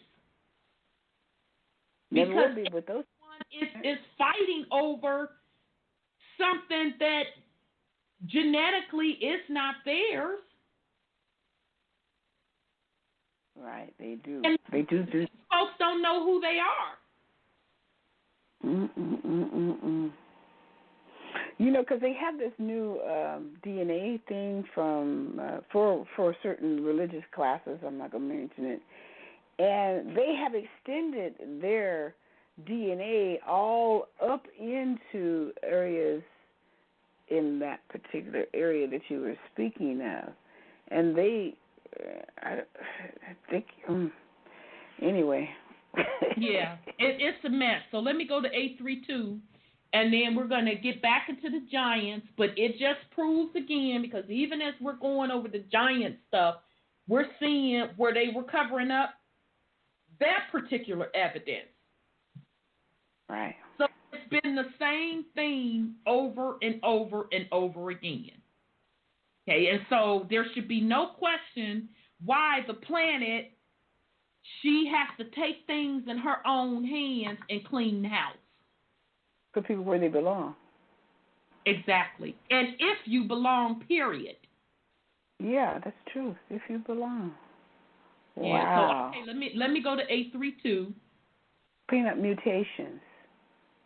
Exactly. A lot of mutations and trickery and switching and blending going on. All right, so let me go to 832. Brother 832, your line is open. Rhonda! Sandra! My sisters from other misters! That is up. Colonial imperialism down! Sean, my brother, from another mother, sitting on Mount Olympus, throwing them lightning bolts down tonight. Yes, sir. Yes, sir. I just had two thoughts to expound on tonight for to consider to encompass a lot of what you said. First, and I've been joking with a friend about this recently, and the context is what we call an afro. I've been referring to as my Jesus halo. And when one looks in the mirror, start considering that, male or female, because remember a lot of this pictorial distortion. If you notice these blonde, blue-eyed, European Caucasoid permutations that started with Michelangelo and Da Vinci, going through the Renaissance, they show this person with some sort of gold circle, right? Right. But we already know, biblically, whether you believe in the Bible or not, scripturally, there's always references to lamb's wool. And who is that on the top of one's head other than us? Yeah. And when you look at a perfectly coiffed afro, it looks like a halo, doesn't it? Just a thought. I mean, you don't have to agree or disagree with me. It was just a thought for consideration. Now, Genghis Khan and what Sandra was referring to, I can't remember whether it was a documentary or an article or whatnot, but that what you just got through discussing as the Yamnaya or whatever kind of context spin they want to put on it now, and I believe you were kind of hitting on it in a roundabout way, Sandra, that something to the magnitude they want to profess that 1 out of 20 men on the planet are genetically descended from Genghis Khan. Have you ever heard that reported? Yeah. Rhonda, Yeah, Sandra, or Sean? He had 2,000 children. And from there, of course. Okay, which is more fathomable, that or King Solomon with 300 wives and 7,700 concubines? So I don't know which mythology is being taken and transported and then manipulated. You just pointed out some very intriguing things, Rhonda, where you said about kind of like a shuffle. Remember the P in the shell or the 3-card Monte? That's played on the street of the world, actually. I mean, a lot of times we think of it in movies, we see it in New York City. But that type of thing has been played out in most ghettos and so-called poverty-stricken, populations across the planet. Find the peace, or find the queen when you're talking about 3-card Monte. Now, this Genghis Khan individual, symbolically, or let's say even as a sigil. When I was talking about the Jesus halo, the thought that came to mind from me, from Sean talking about the Amazon on fire, and you made it a response to him about cutting trees down and reading the rings. We don't have much discussion about that since we don't seem to understand lumbering, the lumber industry or lumberjacks or whatnot. But let me give you another metaphor or analogy, if you will, to consider. What if those are like the hair follicles on your head? Right. When a tree is cut or hair is shorn, as in the haircut, we can't look at it necessarily on a microscopic level, but what if there's quite a bit of similarity? The genetic material that is being used in these bogus testings, if it does not come from the hair follicle, it is kind of distorted, isn't it, Sandra? You've heard that before. If you don't, you most of it, they have to have a species already to pull from before they can say you were there, and so therefore. Right, but okay, now where's this comparative base that they're drawing from? Notice, I said this before in one of our other conversations, Rhonda. Do you notice there's not really much archaeological effort at all in North, Central, and South America? Yeah, they don't want to do that. Almost none. Are you familiar with the fraud that they're pushing with the 1619 project? I'm sure you've seen in the backlash with the New York Times and whatnot, which we don't really need to spend time on. Is we've kind of gone too far advanced beyond this thing that's being, this bogus agenda, this propaganda, they're trying to perpetuate that slavery begins and ends with us. Right. That's the whole. Right. Now the comment, taken out of context, not necessarily you intended that, Sandra, but that was the bigot. Oh, by the way, do you even know what a newt is? I know you're still in Atlanta. That where this Georgia cracker came from. Do you even know what a newt is? No. A newt is like a frog. Oh, okay. Oh, I didn't know that. What cracker names their child Salamander? Salamander. Oh. Okay. Now, he goes and professes himself to be a grand historian. There was another fellow historian that called him out, said he did his dissertation on the Belgian Congo and never spent one day in the Congo. In the Congo. Never What crap is that? Never talked to a single Congolese. Right. Okay, so here again, using an example of what you just pointed out with this Yamnaya, dissertation. I'm going to use the context of what they claim is a dissertation. It is again to project something without personal reference points whatsoever. Right. Okay? But here's what's interesting. They're now using what they call genetic evidence and so-called proof. Now, how is this proof? Remember, like we said, we're still on this threshold here of transferring from the Piscean age to the Aquarian age to go from belief to knowledge. That's right. Okay. Which means we still don't know. You feel? I mean, you're doing a very great job. I always will pat you on the back of what you're unearthing, what you're doing. But the mere fact that we're unearthing it, we still don't have a complete grasp of it. You follow what I'm saying? I mean, same thing with why there's lack of archaeological excavative intent or efforts of underneath the soil we inhabit. Right. That we inhabit every day. But we're being told, especially the 1619 Project, we are being given a mythology to perpetuate that we are someone else from somewhere else. Right. Yep. Okay?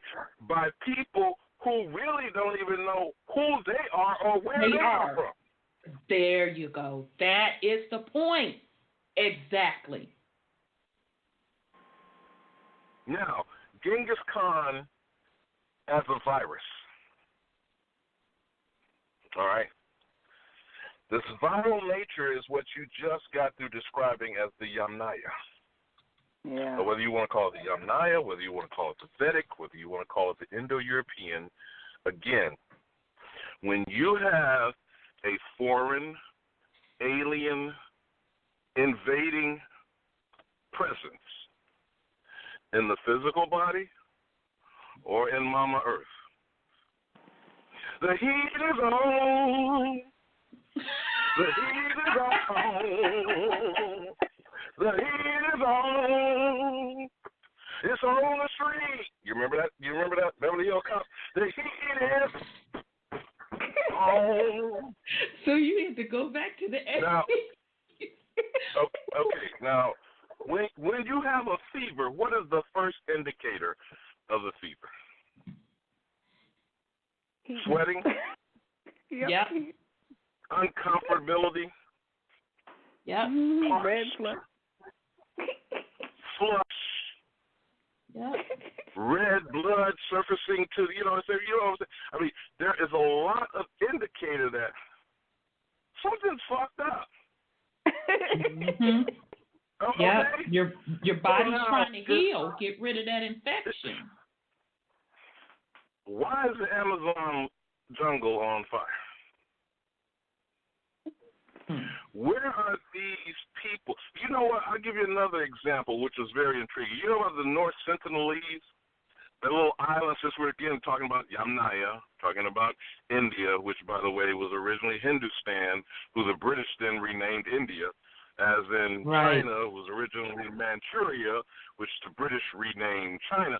Do you remember that young man that went out there trying to invade, being a foreign substance, trying to convert, bringing Jesus Christ? By the way, he was a half Asian from Alabama. Did you know that, Rhonda?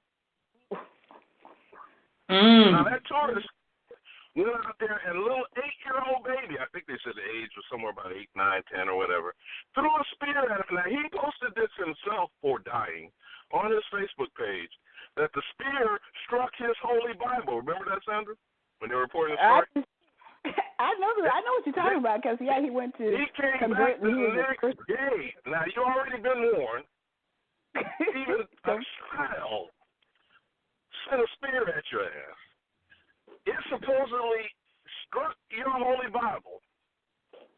and then you're going to come back. Sounds like Genghis Khan to me. Okay? Now, this half-Asian Caucasian, because I'm quite sure he was a biracial individual, morphed and amalgamated from these same people. And I'll probably wrap this up with one other quick movie review. Well, how many Planet of the Apes do we have now in refashion? Oh, I think originally there were 5 when they first came out in the 70s. Then it's a return. But when you look at them, that is them. Now, they used color of apes like that. Like you said, remember the orangutan, which was the redhead, were representing the priesthood and the leadership. The black apes were representing the military. Remember that, that motif, if you will? And Charlton Heston, and I believe Jane Franciscus, was in one of the other remakes or sequels, etc. They were only dealing with themselves. And I think the reference you were looking for, Sandra, was Adamu with Enki. Adamu became the exceptional experiment. An exception means other than the rest. The rest were what? Defective? Not quite perfect. Remember, in the Planet of the Apes, they were shocked when the white man could speak, didn't they? Yeah. Now, their bestiality, their ape-like existence, was the pinnacle. Again, I'm just flipping the script of the metaphor and the messaging they put out through the movie. But remember, they believed themselves to be the pinnacle of evolution of the white man destroying the planet Earth in a nuclear holocaust, right? Depending on how you want to look at the storyline they were saying. So the nuclear holocaust of this violent, virulent, invading foreign viral presence that took Mama Earth to almost self-extinction. You feel me, Right. What rose out of that was the simian existence of these ape men. And you made that statement, Sandra, about the monkey man. Right. With a gun. So here again, they want to perpetuate the belief that whether they revert back to where they were genetically engineered from, because didn't Darwin put it straight up in our face? Darwinism is the evolution of what? Ape. Yeah. Into mankind, right?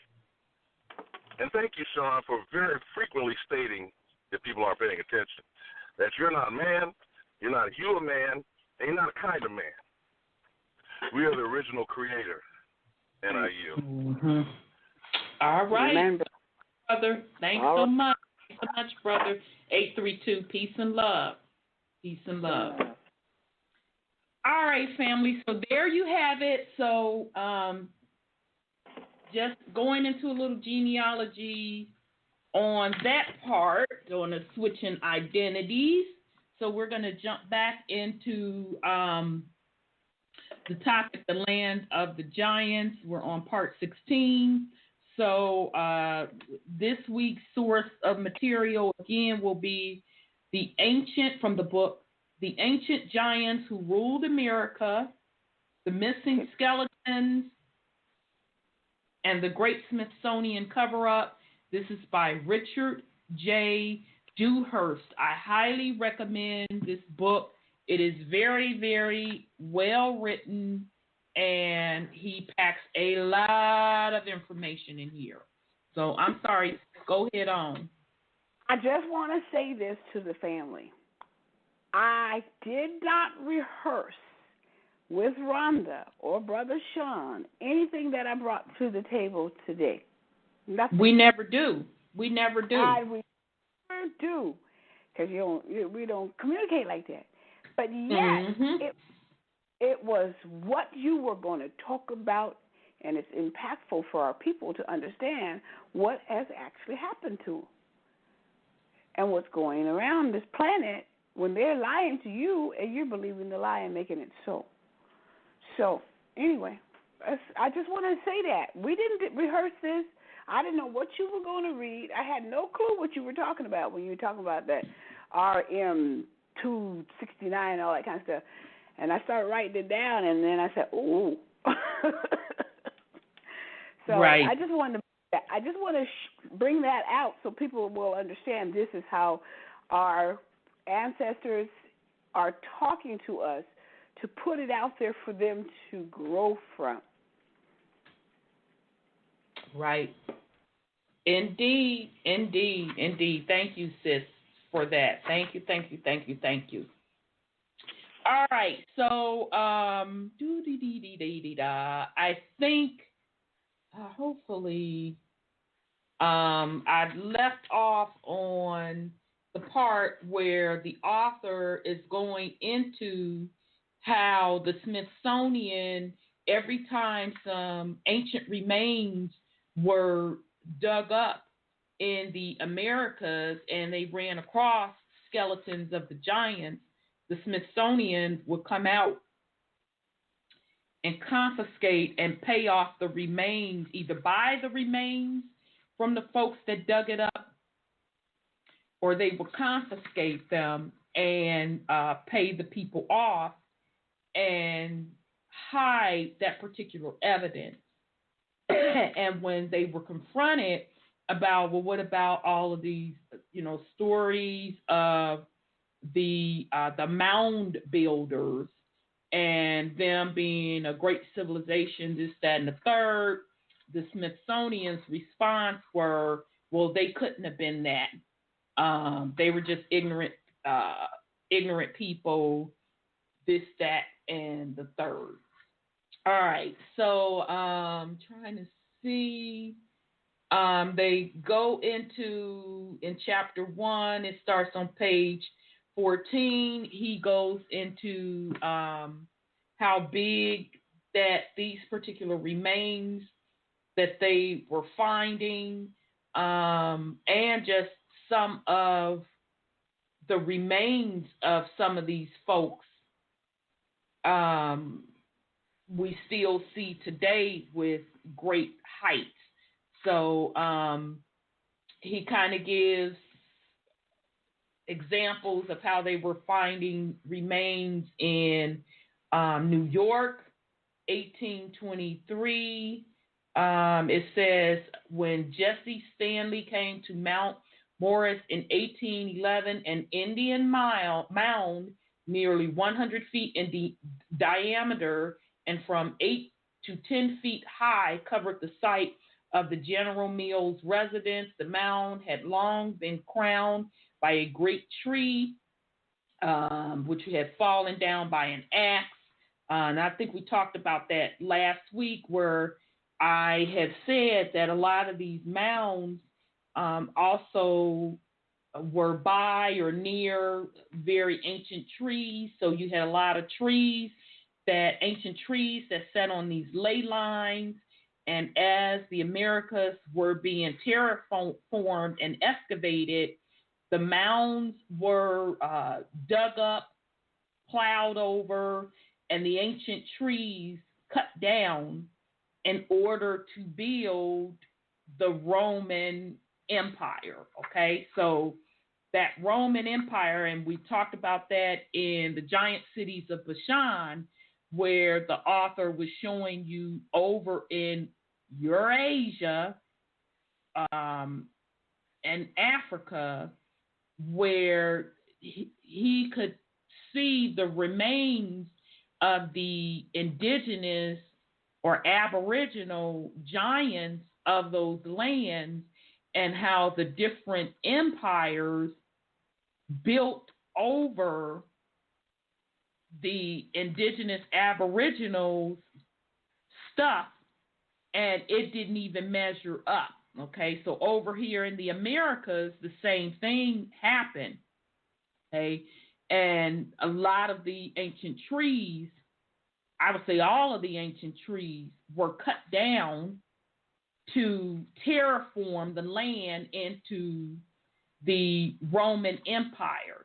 Okay, so all of that stuff that they're calling great with that whole Tartarian bullshit of the pretty buildings, the bells and whistles, the land had to be terraformed. So meaning torn apart in order to build that. Okay? All right, so he's just going on, kind of giving you some examples, again, in the 1800s on how they were digging up these Indian mounds. All right, so let me just make sure. And he also gives accounts in the Potomac River, and where else? Then in Charleston, they found a 7 feet tall skeleton. And then, of course, we know about Ohio. We talked about Ohio quite a bit and quite extensively. So on to, if you get into page 28, he's also going into giants found in Georgia. So I'm just going to touch on that a bit since we had never talked about giant remains being found in Georgia. All right, so the find of a giant race averaging 6.5 to 7 feet tall electrified the nation, as attested to by the following Sunday photo feature, which appeared in prominent newspapers across the country on August 2nd, 1936. This article appeared complete with comparative photos of giant skulls and photos of an entire skeleton laid out on its back at the site. Beneath one of the photos of the main archaeologist pointing to the giant skull was the caption, Dr. Preston Holder, who is directing archaeological studies and excavation on Sea Island, Georgia, points out the unusual characteristics of one of his amazing finds. The skeletons of these unknown American Aborigines. Now, I'm going to say again, if you were to read this book, which I highly recommend that you get and read and put it in your collection, the author, Richard J. Dehurst, makes it quite clear the difference between Aboriginals and natives, and how the folks that are called Native Americans today are not the mound builders. And we're going to go into that a little bit tonight in his book. So anyhow, the unknown American Aborigines showed they all ranged in height from 6.5 to 7 feet in height. Okay, so that's that. So they also had Tennessee. So, those from Tennessee, on page 31, they talk about the Tennessee giants. And again, he says the natural and aboriginal history of Tennessee, 1823. All right, so Sis on page 41, he gets into Cali. So this is out of Californian bones of 7-foot Californian giant found in South. Excuse me, this came out of the Oakland Tribune, July 25th, 1911. It says ethnologists will be interested in a discovery made by Assistant Curator William Altman of Golden Gate Park Memorial Museum, namely the I done lost my Hithroto denied that the Digger Indians of California were acquainted with at least the rudimentaries of pottery making. Until now, no pottery of Digger Indian, so that's Digger, Indian, manufacturer has ever been found, says Altman, and therefore he highly values the find he made in an Indian burial mound at Concord in Contra Costa County. From an excavation made by workmen in the employ of the Port Costa Water Company, has been found a large number of Indian relics of great age, including the specimen of crude pottery already mentioned and the skeleton of an Indian giant more than 7 feet tall. The skeleton is in the possession of Dr. Neef of Concord, who is mounting it for the exhibition. The pottery specimen consists of charmed stones of baked clay and spindle-shaped and pierced so that they may be suspended from the neck cord. So it says, in addition, there are a large number of knives and arrowheads, volcanic glass, which is extremely rare in this part of the state, and leads to believe they were brought down by the Shasta or Modoc Indians and traded for other things with the diggers of Contra Costa. So that's that. All right, I'm not going to read the rest of that. All right, so that goes on to the California Indians. You can read for the rest of that chapter what's going on with that. So I'm going to get to some meat of some stuff. All right, sorry, 312-310.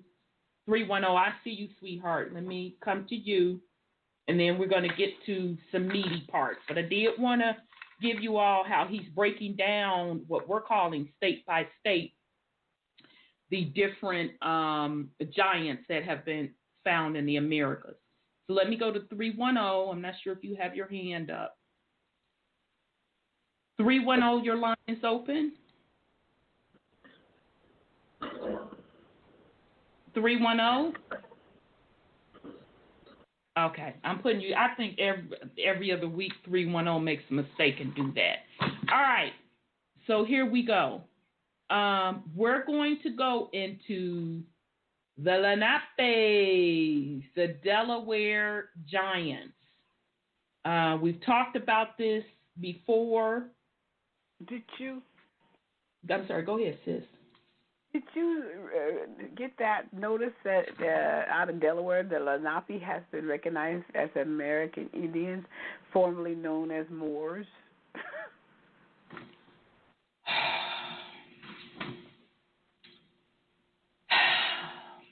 Sean, know where I'm going. Brother Sean, are you there?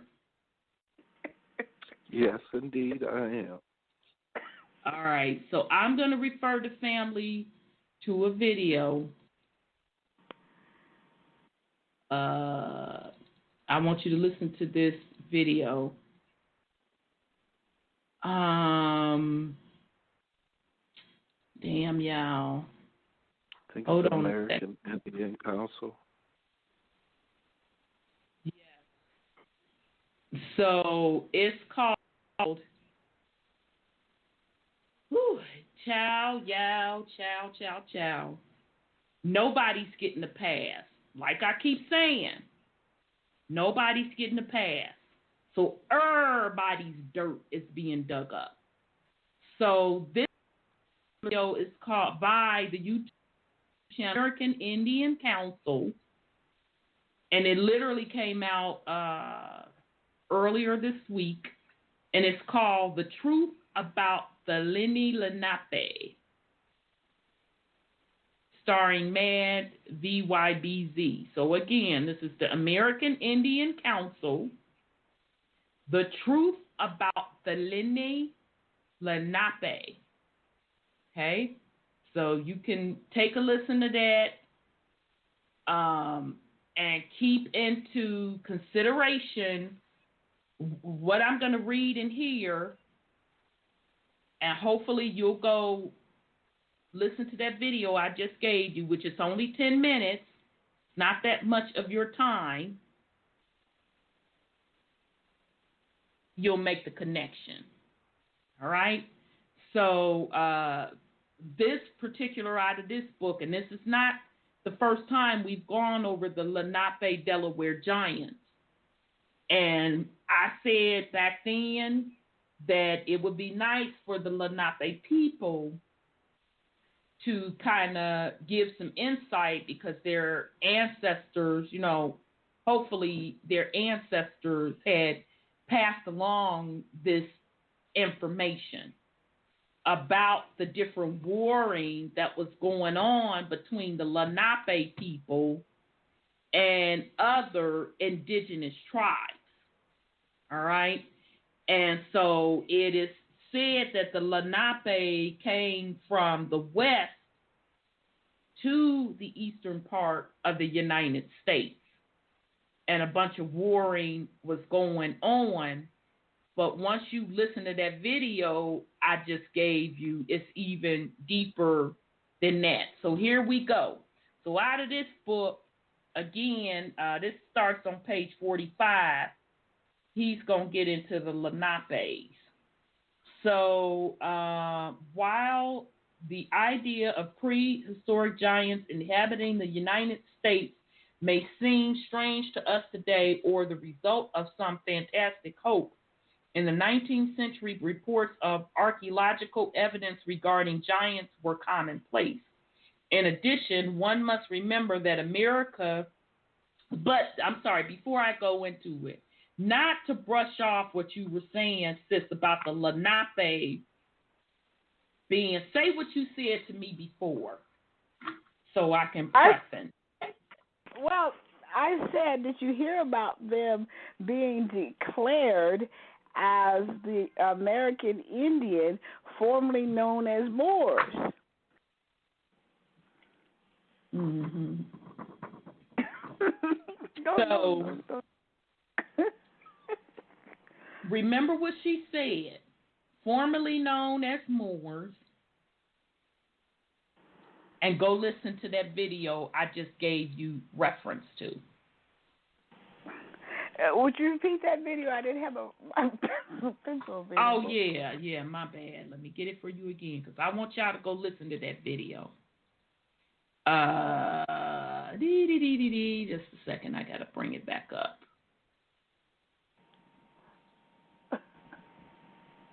It's off of the YouTube channel.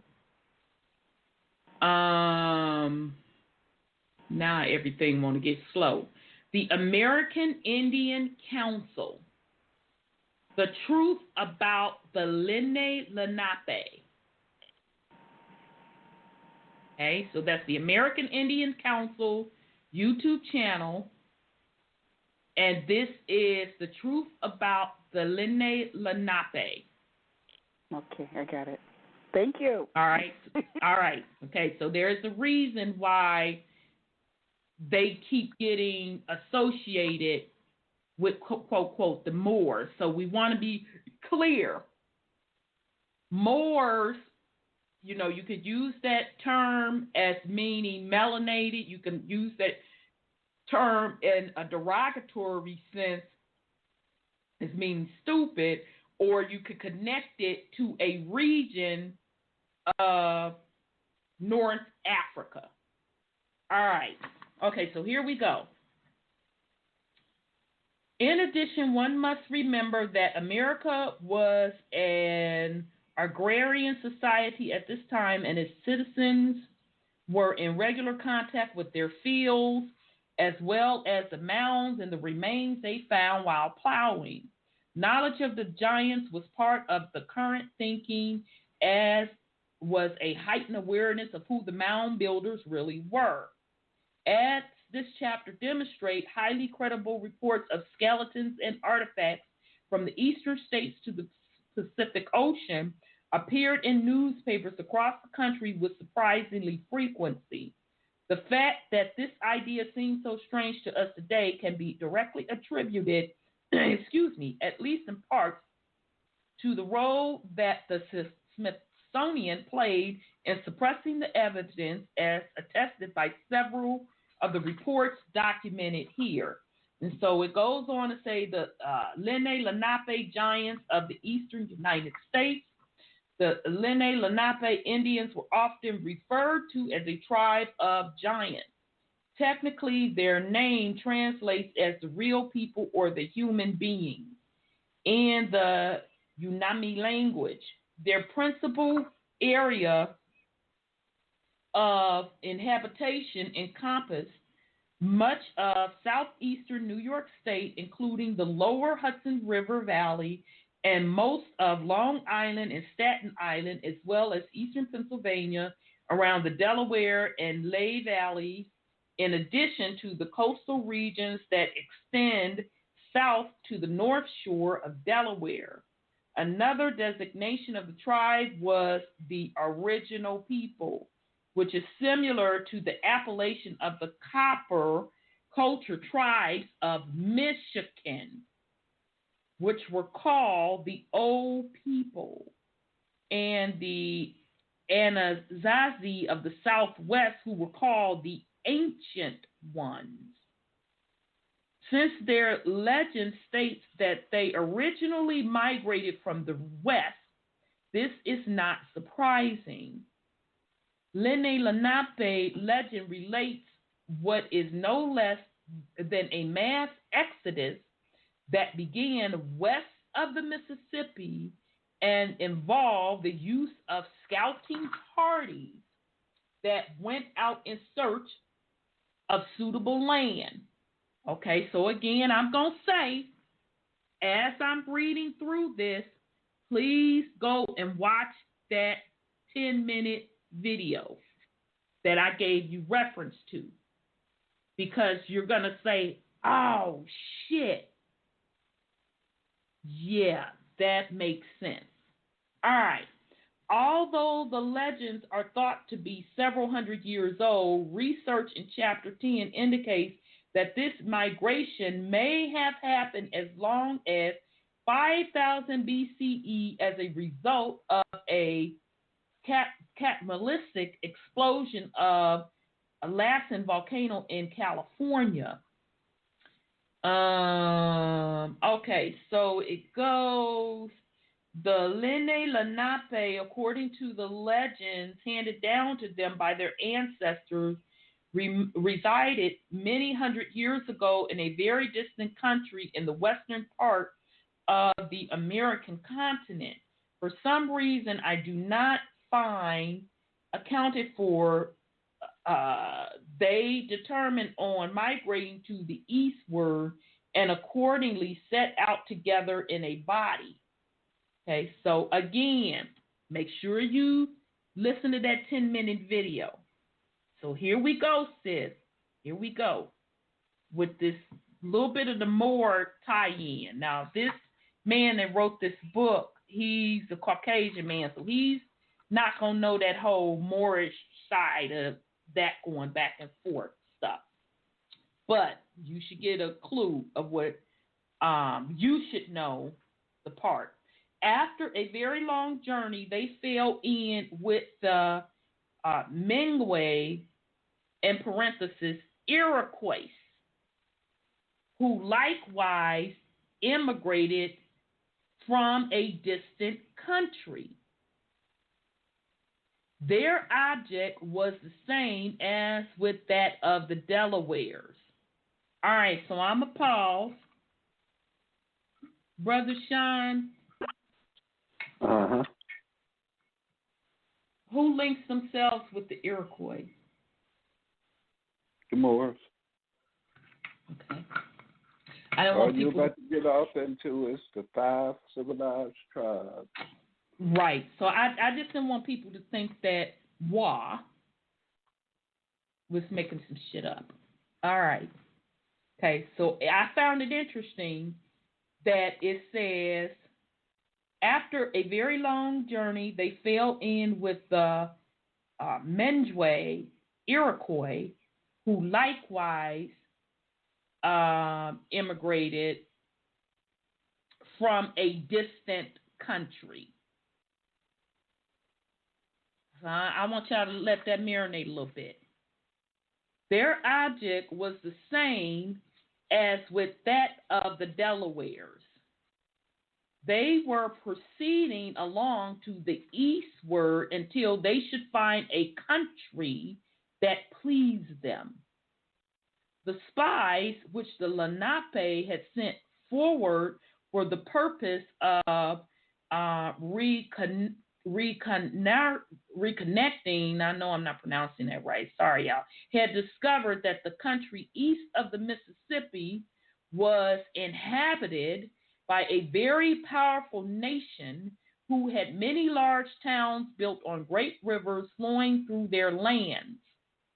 These people, as I was told, called themselves the Talagi or the Talajiwi.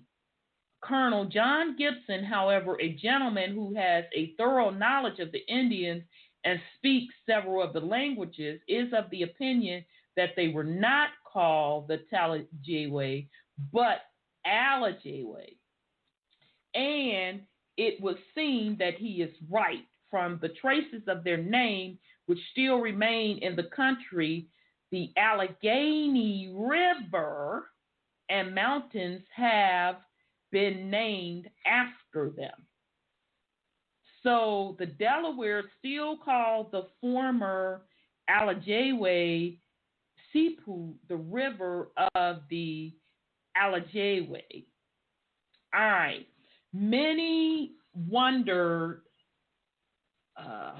hold on a second, y'all.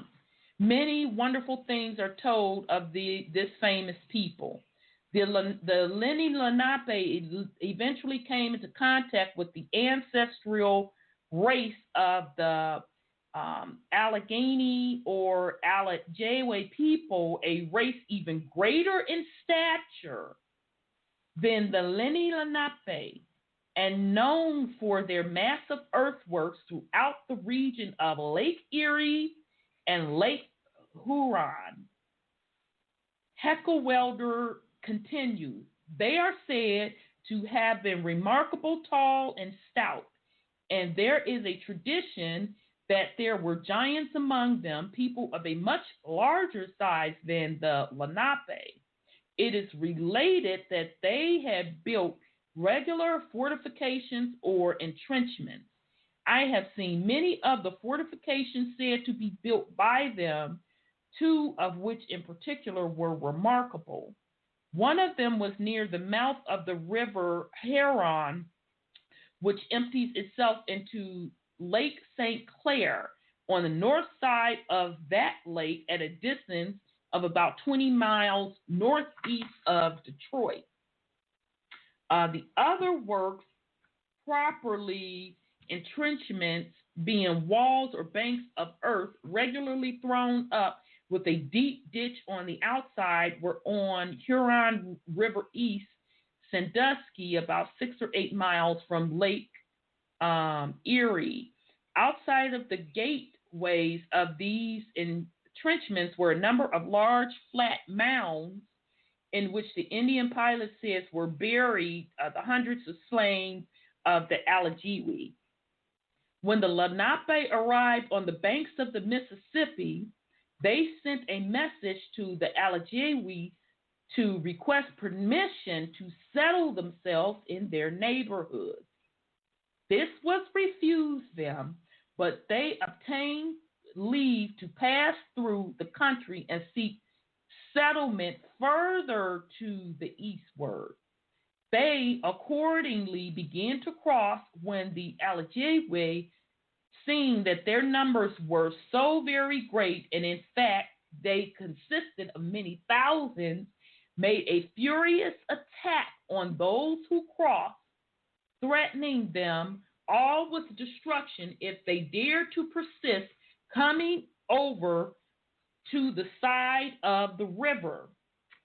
Fired at the treachery of these people and the great loss of the men they sustained, the Lenape consulted on what was to be done, whether to retreat in the best manner they could or try their strength and let the enemy see they were not cowards but men, and too high-minded to suffer themselves to be driven off before they had made a trial of their strength and were convinced that the enemy was too powerful for them. All right. So, in other words, I'm Rom.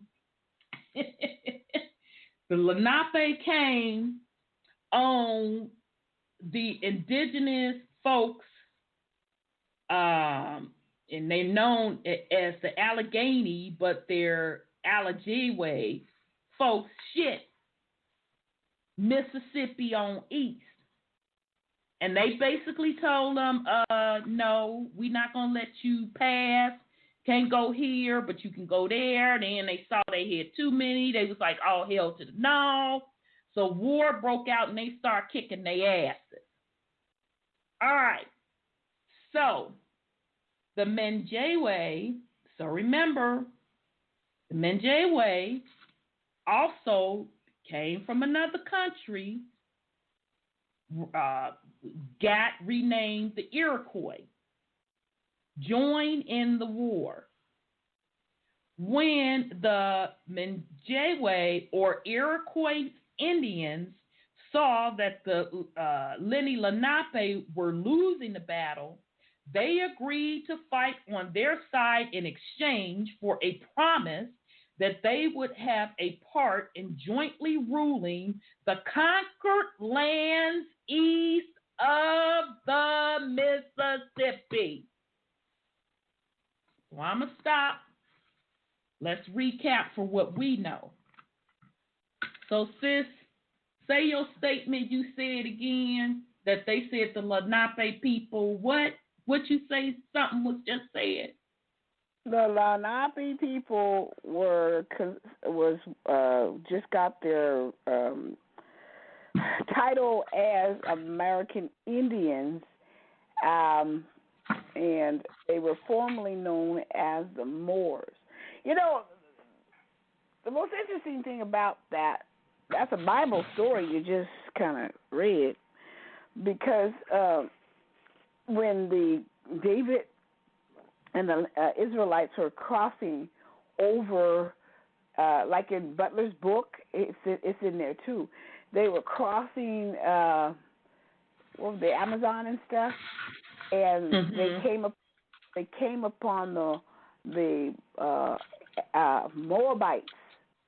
Moabites territory, and they asked to pay for safe passage through. Remember, he has that in his book. And the Moabites refused. And they promised they weren't going to drink their water, they weren't going to touch any of their stuff if they could go through. But they couldn't go through because the Moabites would refuse.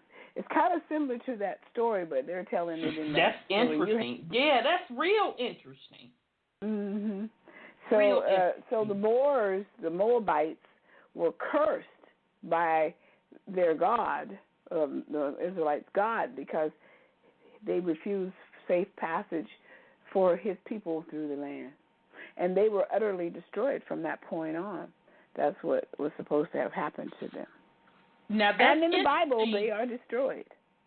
Now, that's interesting that you bring up that story, because when I said that the Israelites went around taking people's shit, folks wasn't getting the correlation. But okay, all right. So we gonna keep on. So all right. So again, the Lenape and the Iroquois joined force to take down the Allegheny and the east of the Mississippi River to take them down. Hey, sis. All right. Going back to what Sis Sandra just said about them being now classified as American Indians. Essentially, what's being said is they're federally recognized. Mm-hmm. That's right, because there's a statue on it. I can read it to you. That's what I was thinking about. No, you don't have to. I mean, the whole point that they're trying to obtain with federal recognition is they're trying to get in on that Native American money. That's right. Mm-hmm. Which is That's all that is. That's a move for currency in the system that's going to be gone. Right. Well, and doesn't that term native essentially removes you from the land? That's Look true, up because they're in the law, the Black Laws Dictionary. Look up what native means.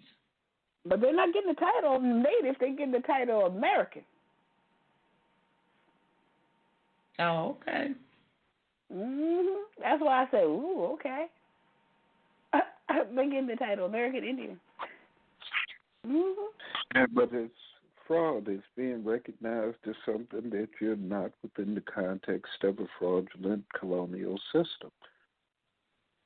That ain't got nothing to do with mama and universal law and natural law. All they doing is further sealing their own fate by perpetrating the fraud. All they doing is guaranteeing to remain in a lower frequency.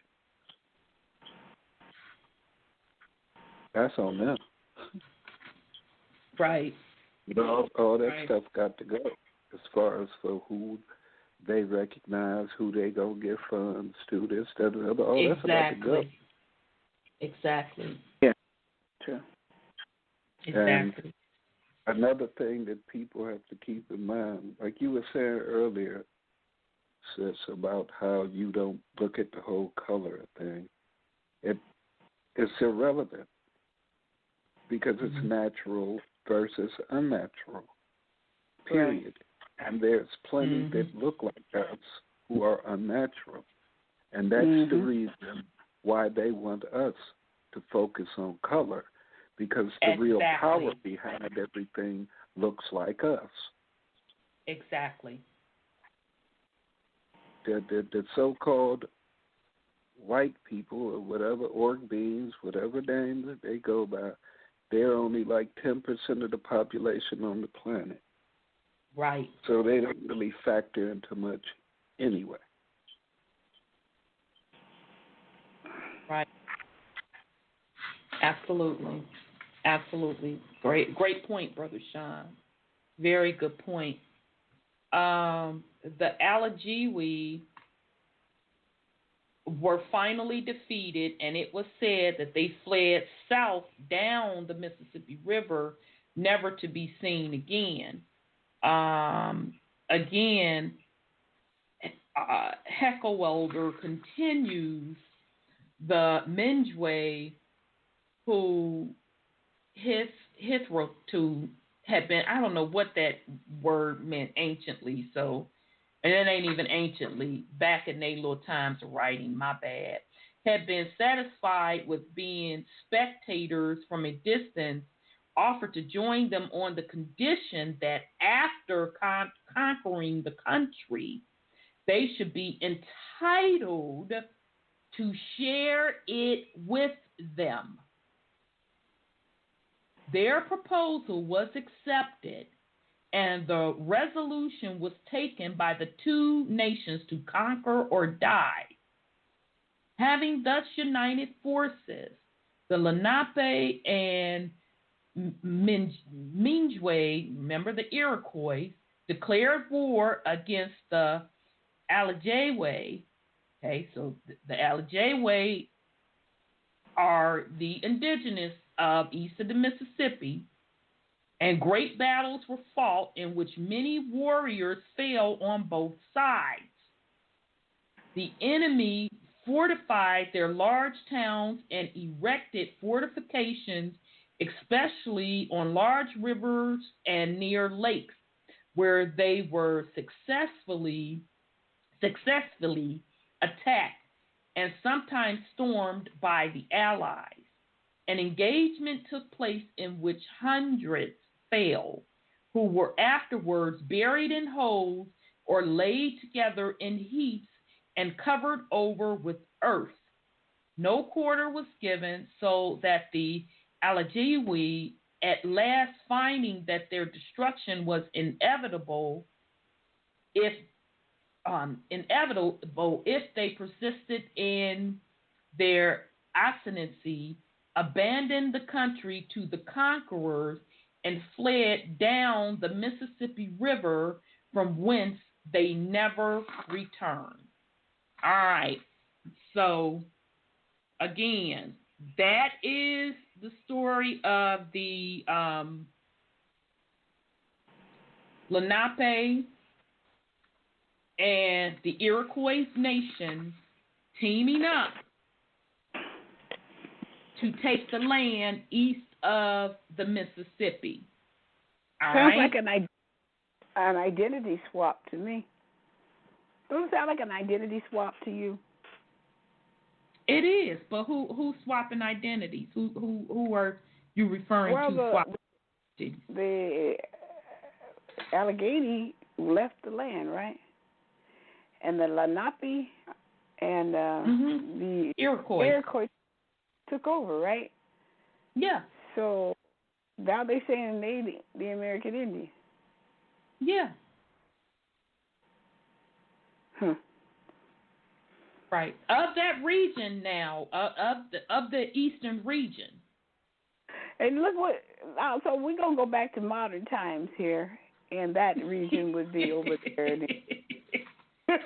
You know where I'm going. Where? I'm sorry. Where? Baltimore and all that areas, and New York and all that kind of stuff. And look how tragically they have kept it. They've gotten rid of the naturalness of the land and got junk. And I don't know remember if people, I said it maybe one time, and now it makes sense why I said what I said when I said that particular area is cursed. It's really bad. Exactly. And then old Chumpy, they put it on blast. They sure quiet that down, didn't they? But it's junk. All of that. Most of the leaders who are melanated, they're not doing the people, fairly. So what did you say, Karma? You have, group of people calling themselves Caucasian, who are dictating who should be on a land that they already know that they're not indigenous to. So then you have melanated people on the land who some of them are saying they're from Africa, or most of them are saying they're from Africa. They're not from Africa. Then you have melanated people within that group saying that, they're indigenous to certain regions, and they're not even indigenous to certain regions. So it's all a big bundled mess, and folks want to wonder why there's no peace. And that's why I said that we were defeated before, quote, quote, the Caucasians came into power.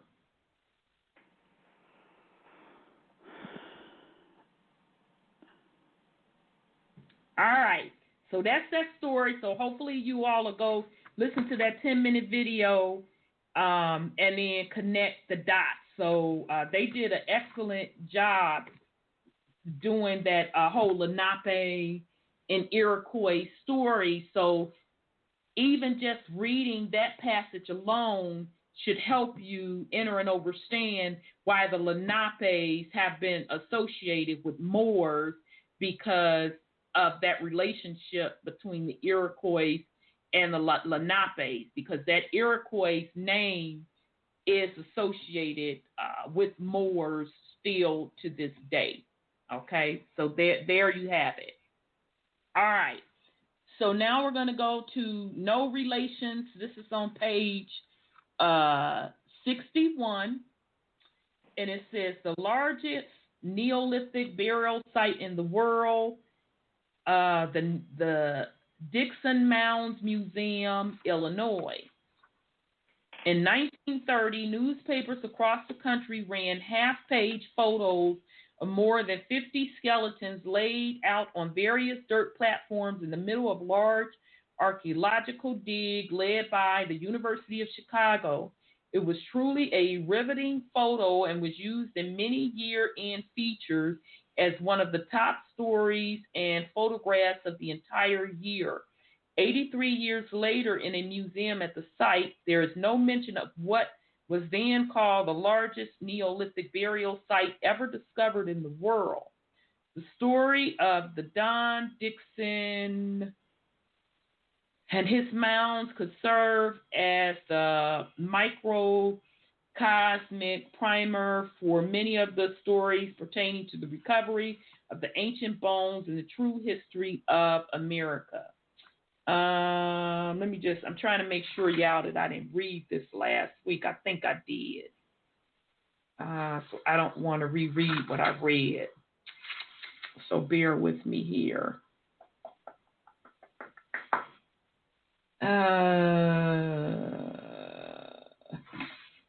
Okay. Hold on a second. Yeah. Okay, I did read that part because basically I was talking about how this man had the museum up of the Indians after they had excavated, and he had the museum up of the giants, and they came and shut it down, they took away the giants, and he had to revamp the museum, but because the giants were no longer there, people just basically lost interest. But there was a part in here, and of course the Smithsonian covered that up. But there was a part in here, damn it, maybe I didn't highlight it. My bad. Where he talks about that it is a known fact among the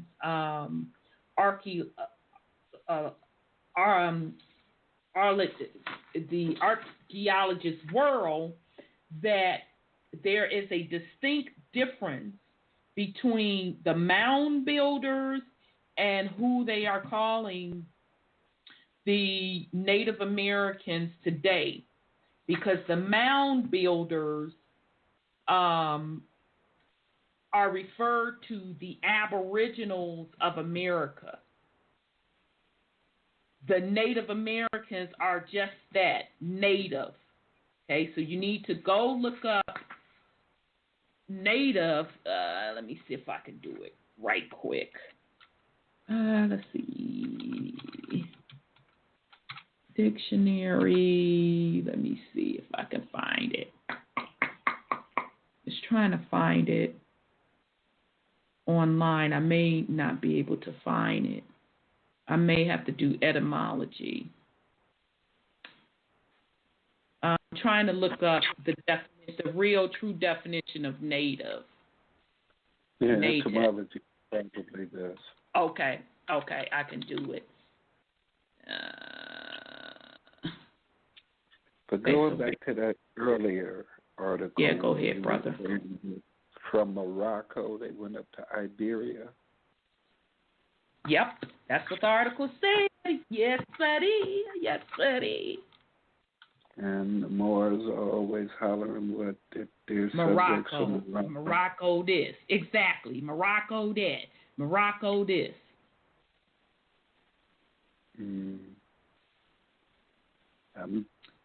But the people that really are the Moroccans are the ones they claim is their sultans. But that doesn't mean it's necessarily true. Well, you have to think about who you serve to. Huh? You got to think about who you serve to. You know, we're not thinking about the so-called hierarchy over there right now. No. it's going back to the quote unquote original inhabitants, who are the ones that were mating with those beasts. Yes, exactly. And so they would look like that RM269, RV269, whatever it is. And so they know about that monkey dude, that nigger monkey, was it? Nigger monkey, rhesus monkey. Yeah, all of them. They know about that. So they, that male chromosome was too busy probably doing things. Yeah, that's the monkey with the symbols and the Moorish hat and the Moorish garb on, the little circus monkey. Yeah. So I'm on. It's interesting because, and that's what's taken me so long. In the etymology dictionary, they have different derivatives of what it means, and an adjective is saying native. In philosophy, unreflecting, uncritical, and then when you move up a little more, native noun meant 15th century, person born in bondage, one born a serf or villain, a sense now obsolete from native adjective. And so it's saying in French, it also meant woman born in slavery. And then 1530, one born in a certain place or country. Applied from 1600 to original inhabitants of non-European nations where Europeans held power. For example, American Indians. What's the earliest definition? The earliest is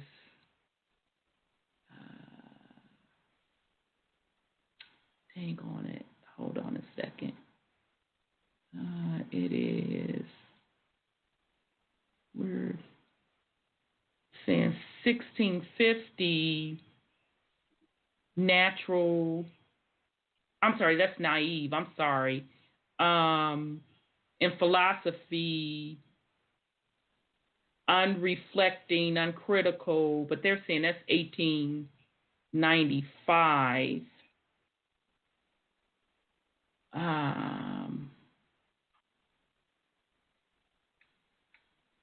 Noun, what is that? But, so, if you listen to some of the sheep. 15th century, I'm sorry.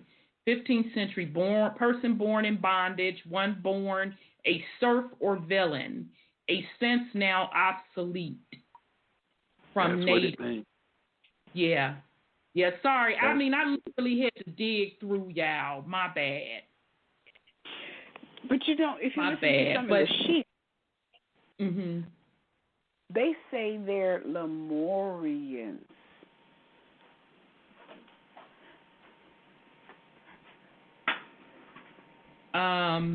We're about to go into overtime. I'm sorry, that's why I paused, because I wasn't looking at the clock. So, Purple Pill, if you're not able to join us, you're the only one left in the chat room. As always, thanks so much. Thank you for dropping so much knowledge. If you're not able to join us, peace and love unto you. If you want to join us, we're at 929-477-3858, 929-477-3858. And thank you so much, as always, for dropping so much knowledge as you join us. So only other thing I want to say on that native is make sure that you go to the Black Laws Dictionary, because native means that you're not of that land, that you were not born on that land, that you are an immigrant on that land, on the land. Okay? So anyhow, all right, so that's the difference, native and aboriginal. So they're not making these terms up at all. And even when we were reading out of Giants of Bashan, he specifically called the giants what? Aboriginals. And he called the later people natives.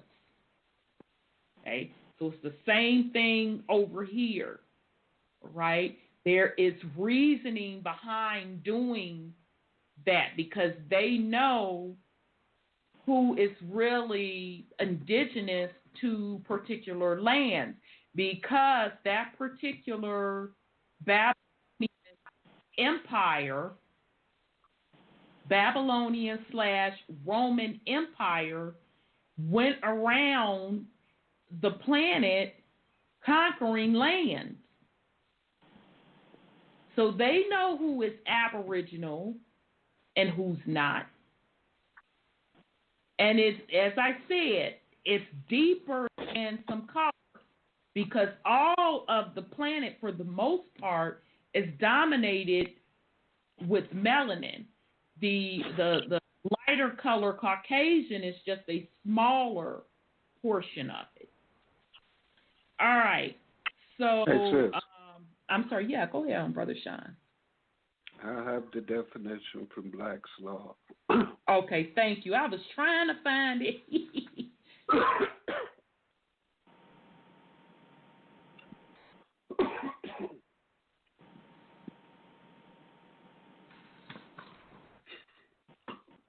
Excuse me. Yeah, you okay, brother? I know how that feels. A natural-born subject or citizen, a denizen by birth, one who owes his domicile or citizenship to the fact of his birth within the country. Mm-hmm.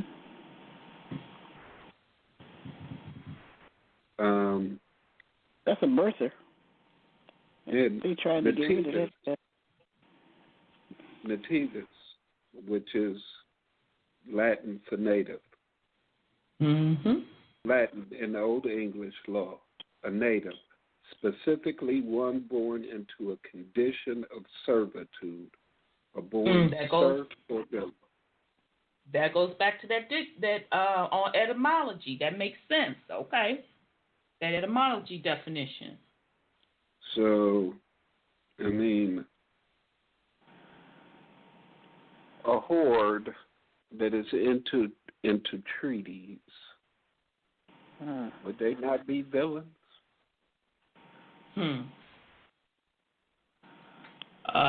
Yes, it would be. They thought they had a sweet deal, and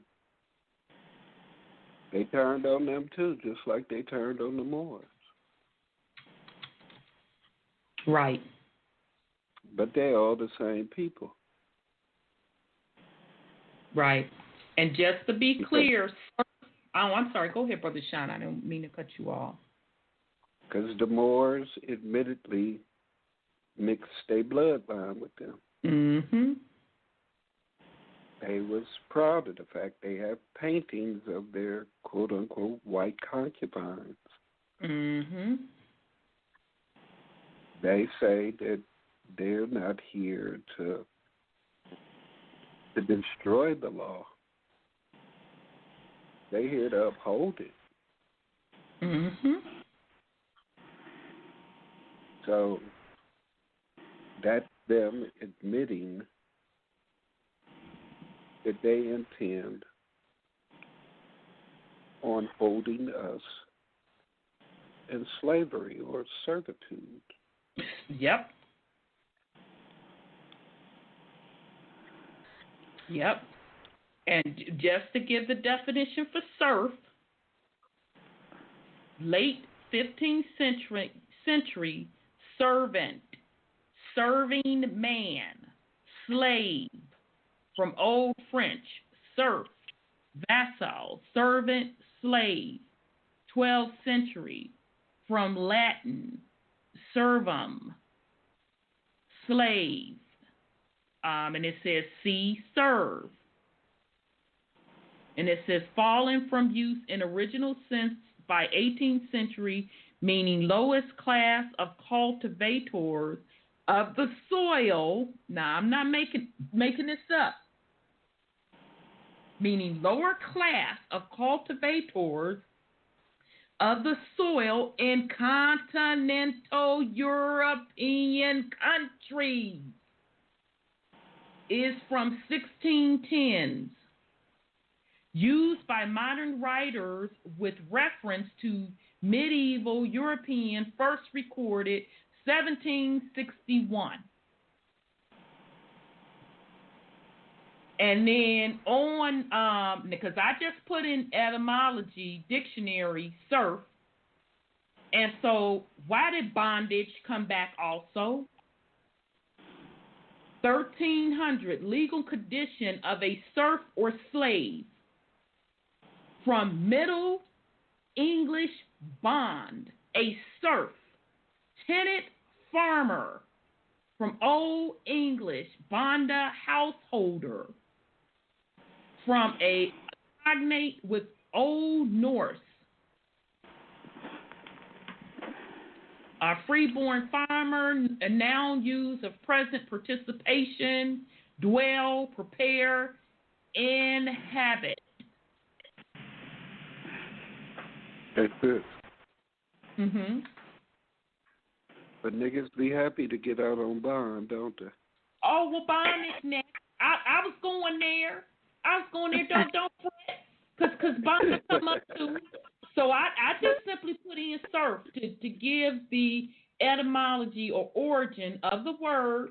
So in addition to all of that, serf coming back, bondage, and then right up under it, bond. So we finna go on and go there too. All right? And then queen comes up too. And so we gonna do queen next, but we finna go to bond. Century 1300, in a state of serf, unfree from bond, tenant farmer holding land under a lord in return for customary service. A married bond as head of household, mid 13th century. The Old English form was bunda, husbandman, householder, but the Middle English word is from Old Norse banda, a contradiction of bondi or bondi, occupier, and tiller of soil, peasant, husbandman. A noun from the past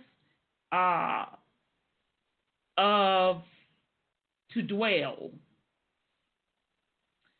Let me see. Okay, so it says Norway and Denmark became a word of contempt denoting the common low people. In the Icelandic Commonwealth, the word has a good sense and is often used of the foremost men. The sense of the noun deteriorated in English after the conquest and rise. We not making this shit up. This is coming off of Etymology Dictionary.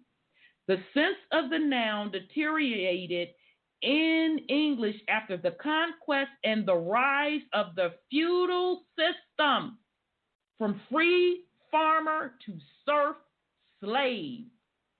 13th century, and the word became associated with unrelated bond and bound. Right?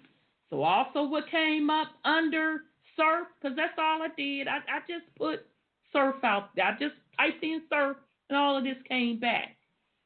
Queen, Quean, young, robust woman, Old English, swing, Cwene, woman, also female serf, hussy, prostitute, as in port swing, public woman. From Proto-Germanic Germanic or German, queen. Also of Old Saxon, Quan. Old High German, Quina. Old Norse, Kona. Gothic, Quino, wife, woman. From Pi root, Gween, woman. Popular 16th century through 17th century incense, hussy. Ooh, child, they are tripping. Yep. Sense of a feminine homosexual recorded from 1935, especially in Australian slang. Mm-hmm. So you can go on.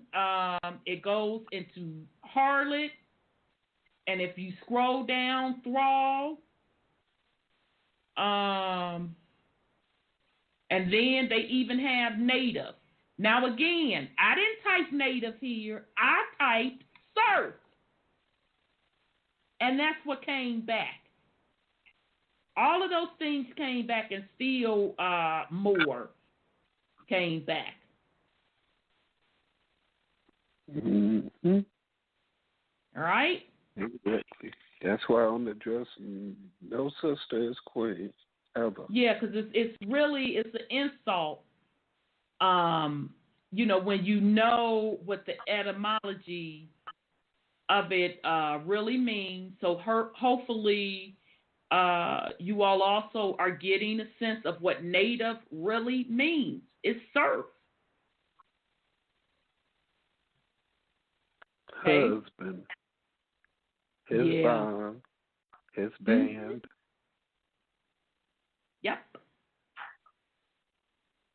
Yep. So hopefully it makes sense why people think they out on bond. Oh, yeah, you are? Do you really enter and understand what that means? Oh, okay. You still belong to them. Exactly. And it's telling you that it comes from the feudal system. From free farmer to serf slave. So now you can see why they call it the Dark Ages, because the people, they wanted to keep from the knowledge. They destroyed the books. They made Europe go into that dark phase with no knowledge because they knew what kind of people they really were. And they didn't want anybody else to know it. And that's one of the things they did about our history. They never told the Europeans who we really were. They never told them. And it's in the Spanish writings. But the thing is, we're still in the Dark Ages. Yeah, we are. I totally agree. It's only certain people who have become enlightened. Everybody else is still in the damn dark. They don't know who they are, where they're from. I mean, people think because of all these lights and stuff in the city that we're not in the Dark Ages anymore. I mean, people think, when people say Dark Ages, people think about a bunch of nasty, filthy Europeans running around robbing clay and this, that, and the other. You're right, Brother Sean. Yeah, not washing the ass and all of that. Right. Because what they say, we're coming into the age of Aquarius. It's the dawning of the age of Aquarius. Mm-hmm. That means it's coming. That means motherfuckers still sleep, still in the dark. You know what? Daniel's Gospel, the 7th chapter, he said, seal up the books until the end. So, and then knowledge shall increase. So the books are getting unsealed now. So, I mean, they're just putting it out there into the world, who we are, and the secrets are being, they're dying off now because we're entering into 2020, 2021, right, and 25. When Aquarius is really in absolutely in the atmosphere. Absolutely. So those of us that are in tune and awakened, you are literally, give yourself a hug because I know you are literally the elite 1%. Make no mistake about it, what elite 1% really means. It is not monetary. Mm-hmm. It is spiritual, and it is knowing. It's knowledge. So give yourself a hug. You are literally the elite 1%. So while everybody else is sleeping, you see it for what it is. So you are probably 100 years ahead, literally.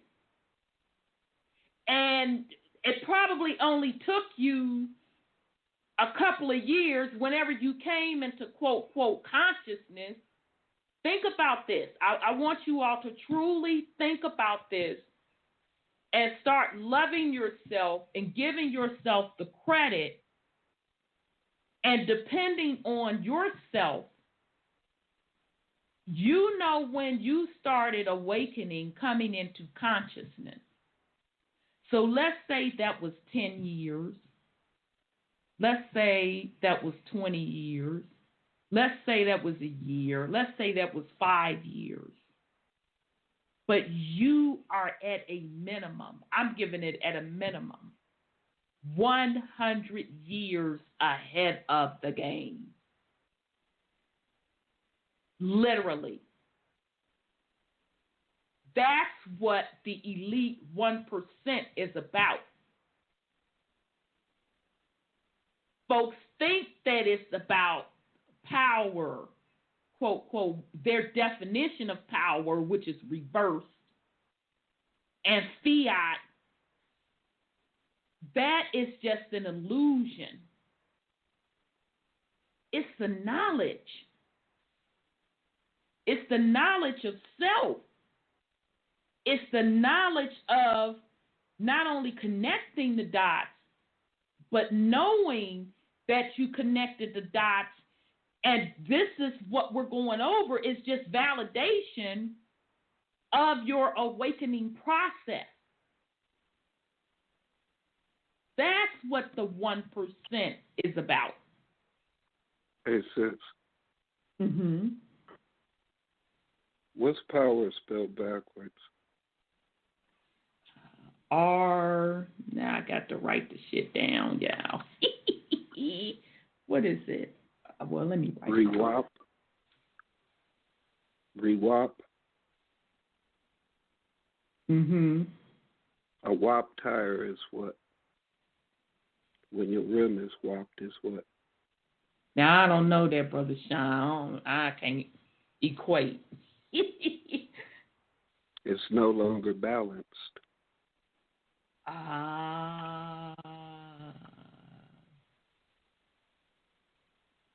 With power, they seek to keep us unbalanced.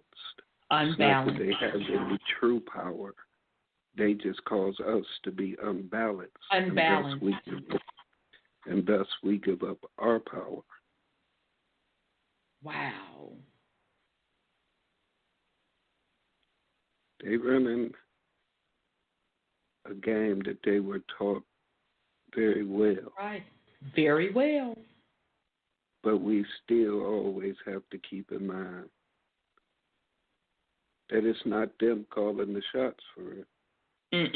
No. People that look like us have made deals with other dimensional beings Exactly. in order to overtake us. Exactly. And like you said, we were pretty much done for before any quote-unquote white person showed up, because they had already been over here intermarrying and pretending to be us, taking over one little village or tribe at a time, then assume their identity, then move forward. So for people to think that it was this kumbaya thing before the quote-unquote white man came along, you have to get over that. There's certain realities that you have to face. Absolutely. If you're not willing to confront the whole truth, you stuck again. You done for. Yes. By your own willful ignorance. And that goes along with just claiming to be something that you really don't know the truth about. That's right. You're trying to be everything but yourself. I mean, we spend time worried about coming into a certain date in order for something to happen. Right. That certain date is outside of you. The only thing you're supposed to be coming into is self. That's right. Self-awareness, where you exist outside of time. When you alter your reality, you don't have to continue to be in this timeline waiting for things to play out, unless you just choose to be a character and you just playing the storyline out. Exactly. That's your choice. But the thing is to do it knowingly and fully empowered. That's the difference.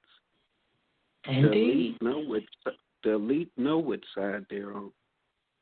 They chose to be on that side. Right. They're fully conscious and aware of what role they're playing. That's how they can do things that they do. That's right.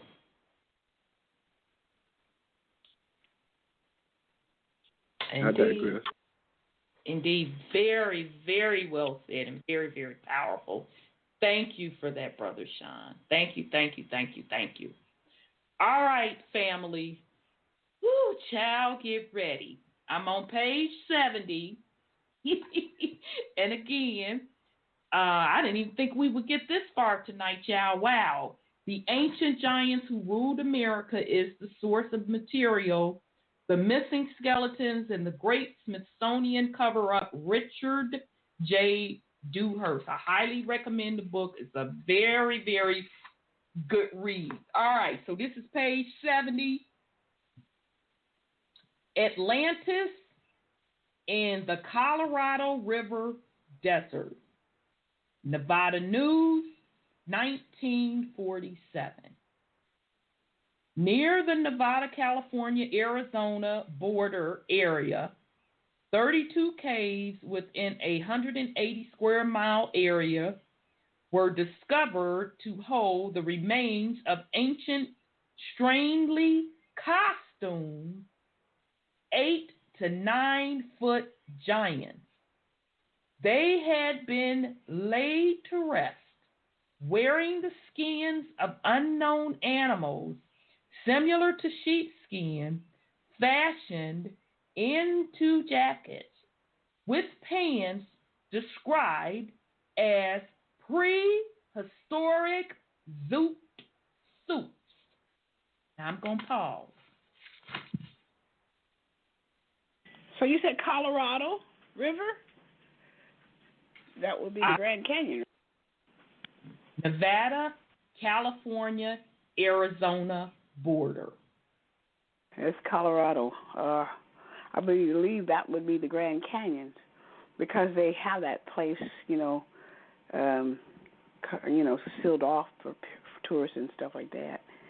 So, people do believe they're hiding things in there. Okay, but here's what I want people to hone in on. The fashion.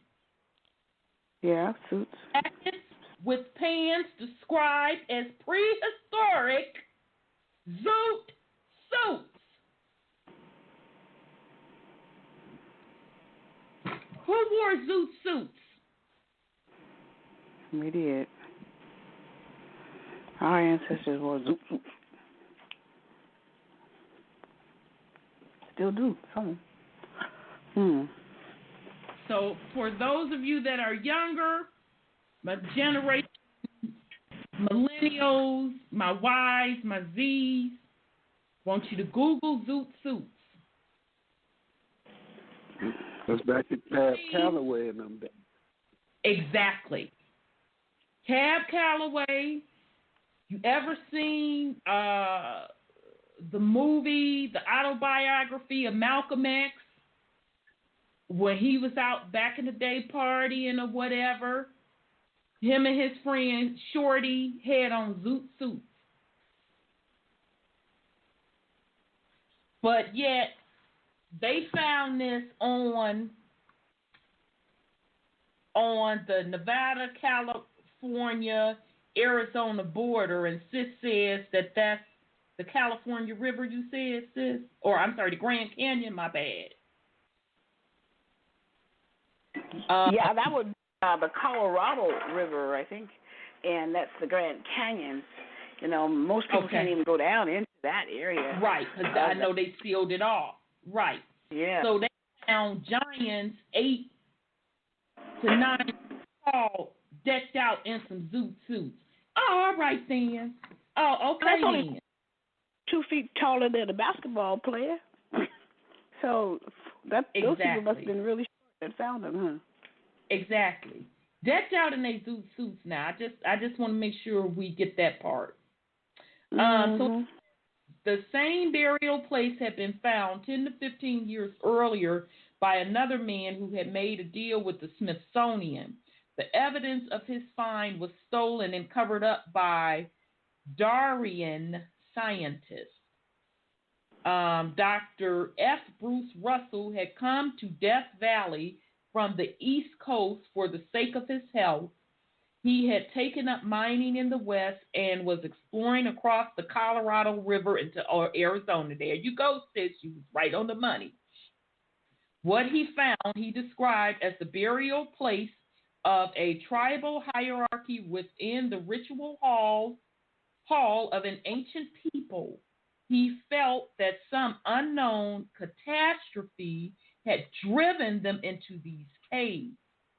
All of the implements of their civilization were there, including household utensils and stoves. Dr. Russell reported seeing hieroglyphics chiseled on carefully polished granite within what appeared to be cavern temple.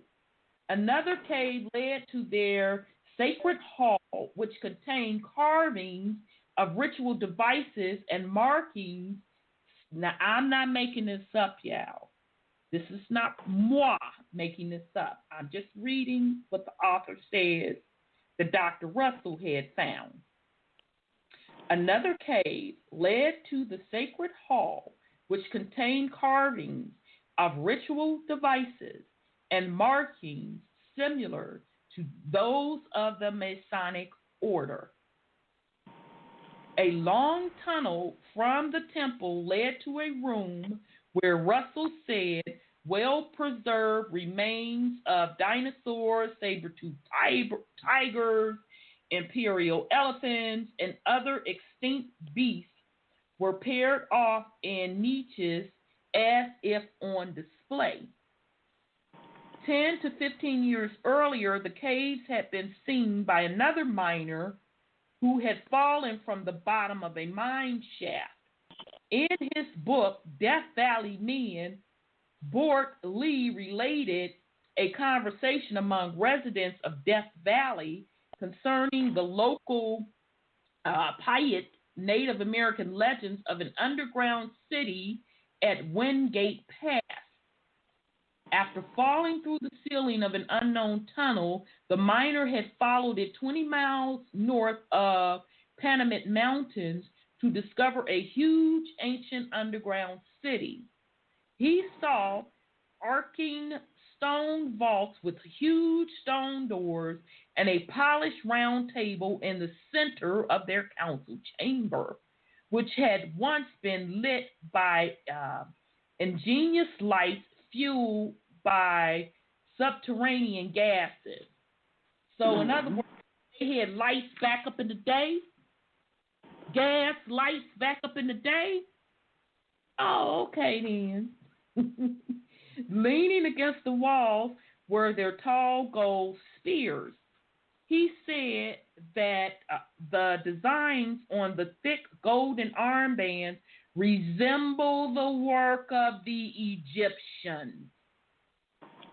Okay, so I didn't even have to read that far, hopefully for you all to put the connections together that what they had uncovered sounded Egyptianish to me. But anyway, the tunnel ended at an exit overlooking Furnace Creek Ranch in California's Imperial Valley.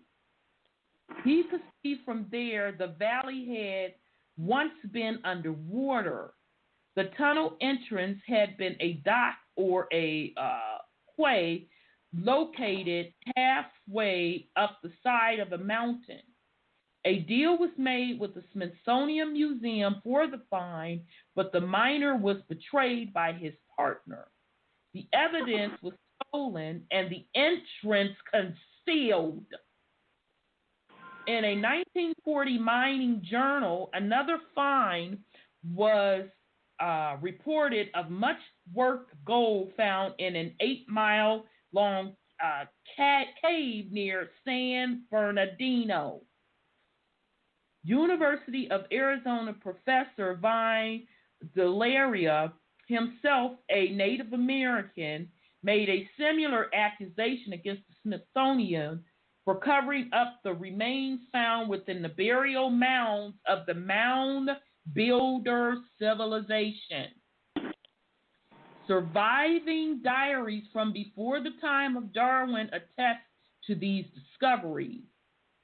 The mound builders, okay, this is the part I was trying to find in other pages, y'all. The mound builders were a different civilization than that of the Indians, they said. The mounds contained the remains of hundreds of giants, along with the bones of giants mastodons. In Cincinnati, Ohio, the giant bones were found with large shields, swords, and engraved stone tablets. In Kentucky and Tennessee, the bones of powerful men of towering statures were excavated. One of the 7-foot men were buried with an engraved copper plate beneath his head. A woman was also found. She was wearing a silver girdle with letters written on it. The Detroit Free Press reported in 1884 the discovery of Gartersville, Mississippi, of the remains of a giant with waist-length jet black hair. He was wearing a copper crown. With him in his timber burial vault were his children who wore garments decorated with bone beads. The tomb was covered with large flagstone engraved with inscriptions. In Cayuga Township, Niagara, there is a place called the Cemetery of the Giants, which was discovered in 1880. Those giants were 9 feet tall and appeared to have died violent deaths. Their axes were found with them. Giant bones were also unearthed from a rock Fuchsia on Lake Erie Island, and some of the finds of giant bones, the bones lay in confusion as left in a battlefield. The Smithsonian does display some artifacts of the mound builders found with the bones of the giants, shell discs, and carved stone beads. Many of the bones turned to powdery ash within a short time of being exposed to the air. The Smithsonian has been reluctant to test some less fragile finds. The late Vine Deloria said that it is because they might find a really early date for the bones and that it would be distressing to their Darwinian timeline.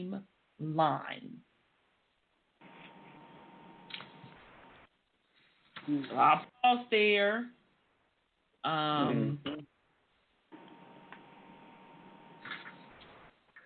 So, how again is that Native American making the claim on the mounds?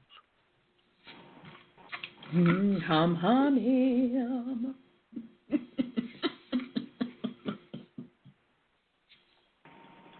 Now,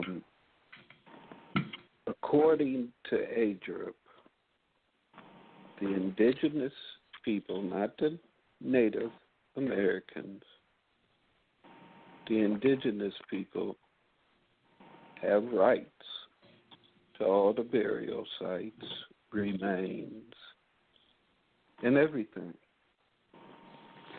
Mm-hmm. Again,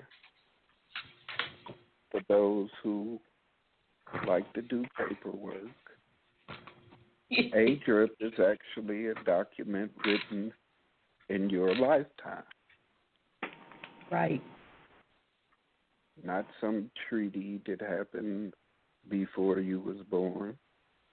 This is something during your lifetime. Why not try that? You keep trying the same paperwork over again, trying to reword it, this, that, but call it this, call it that. Why not try something different? I mean, it's there. We already broke it down, told you all the players, told you what it was.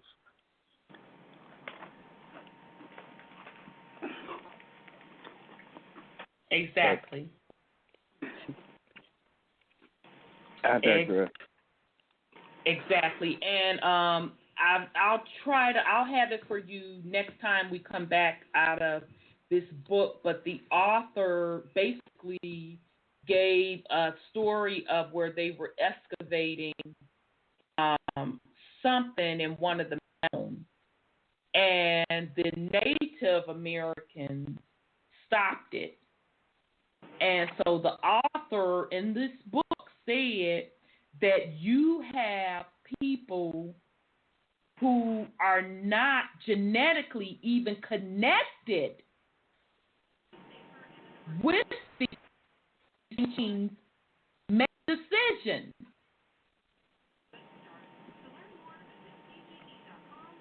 So I'll try to find that passage. I could have sworn I had it highlighted. I'll have it for you next time. Okay, so damn, I'm trying to bring up another article, and why my screen just went blank? Ain't that a B? So we'll pick up next week. We're not next. So not next week. Let me close down this article. Back on that. So I did have another article I wanted to share with you all. Just hold on a second, because I want to leave you all with this. If I can bring it up. If not, I may have to save it for the next time we come back together. Sis Cheryl actually posted this article, and this is going more on the spiritual side. Okay, so I want to leave the family with this, okay, because we've talked about this before.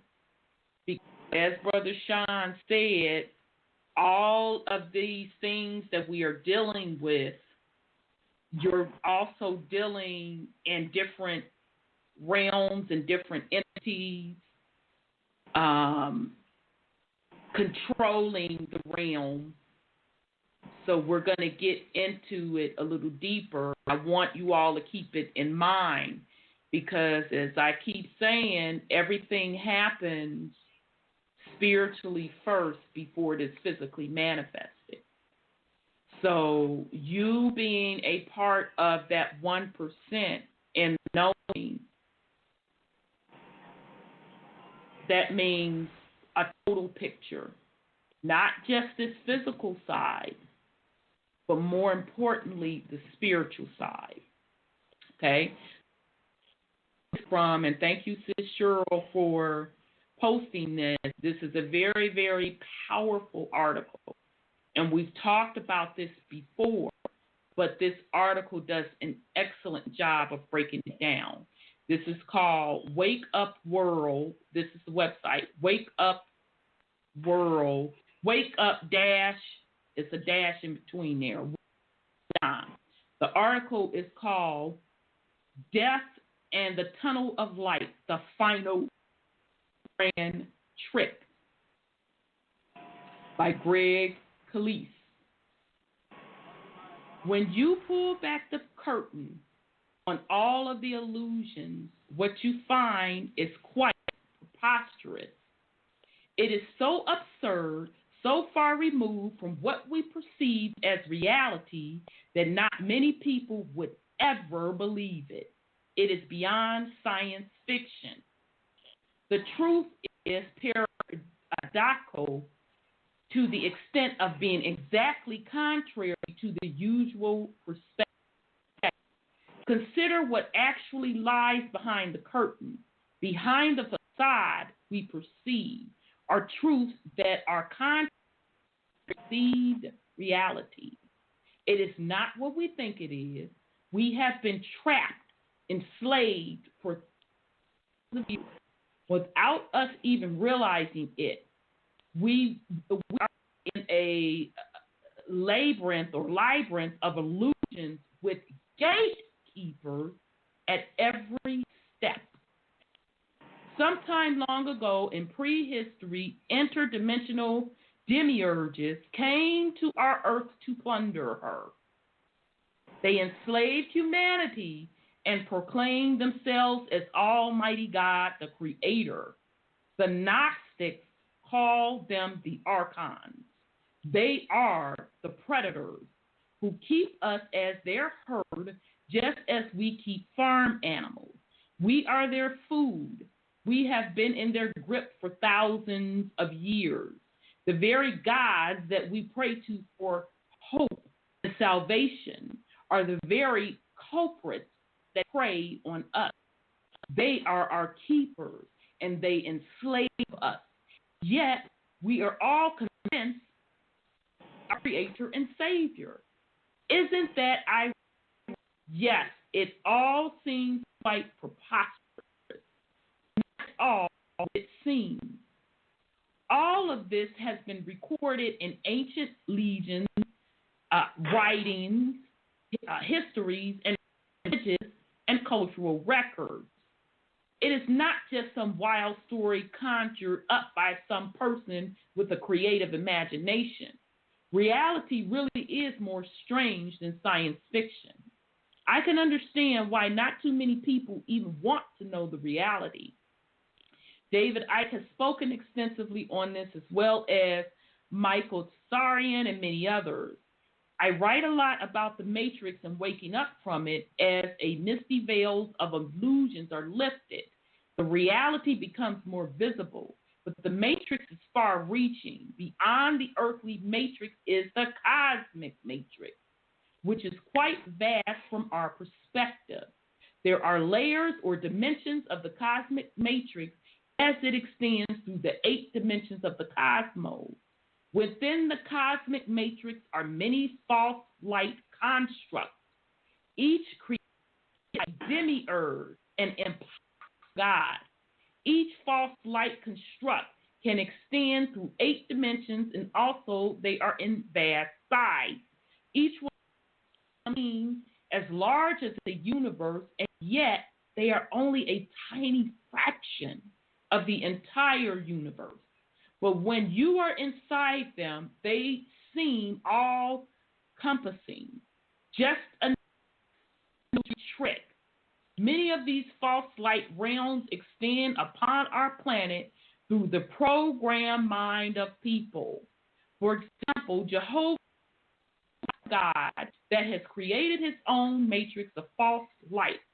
His realm stretches through all of the cosmic dimensions and is vast in scope. It appears on our planet through the minds of the followers of Jehovah as they are programmed to believe in his doctrine. They then perceive a world tainted by those beliefs. There are many religions and New Age doctrine on this planet. So we have many false light realms existing here simultaneously, each generating through the programmed minds of their followers. You can have a room full of Hindus, Buddhists, Muslims, Christians, Jews, etc., and each of those false light realms exists within the same room, each within the programmed mind of the followers. Each person through his programmed mind perceives reality through the filters of his beliefs, and therefore places and overlays illusions of the false light matrix over the truth. Each of these false light realms has many levels of their heavens. In the Puranas, there are many descriptions of the realms of the Hindu gods and goddesses. There are also descriptions of the 7 layers of the realms of the demons. These are the heavens. From what I have gathered, there seem to be many urges, each with their own false realm, and they are all under one umbrella. George Kavassis describes from his journey that they are all under Jehovah. What I have described so far is the stage on which a very heinous crime is perpetuated upon humanity. You see, it is not enough for them to simply enslave us and feed off of us in this life. We are trapped in their web. It is called the wheel of, now didn't I just read this earlier? Samsara. Remember I was breaking down that article in the DNA thing? So anyway, in reincarnation is enslavement. I explain how the souls are recycled into new bodies in the matrix. Okay, so remember when I told you no new souls are being born in this realm? So it goes, so the next question is, what happens when we die? When we die, we enter into the cosmic matrix, another false light construct, which we call heaven. Our souls are trapped within the prison of the gods. After some time in the false heavens, we return again in the same cycle. That's why I keep talking about cycles. This is called the wheel of samsara, the cycle of birth and death.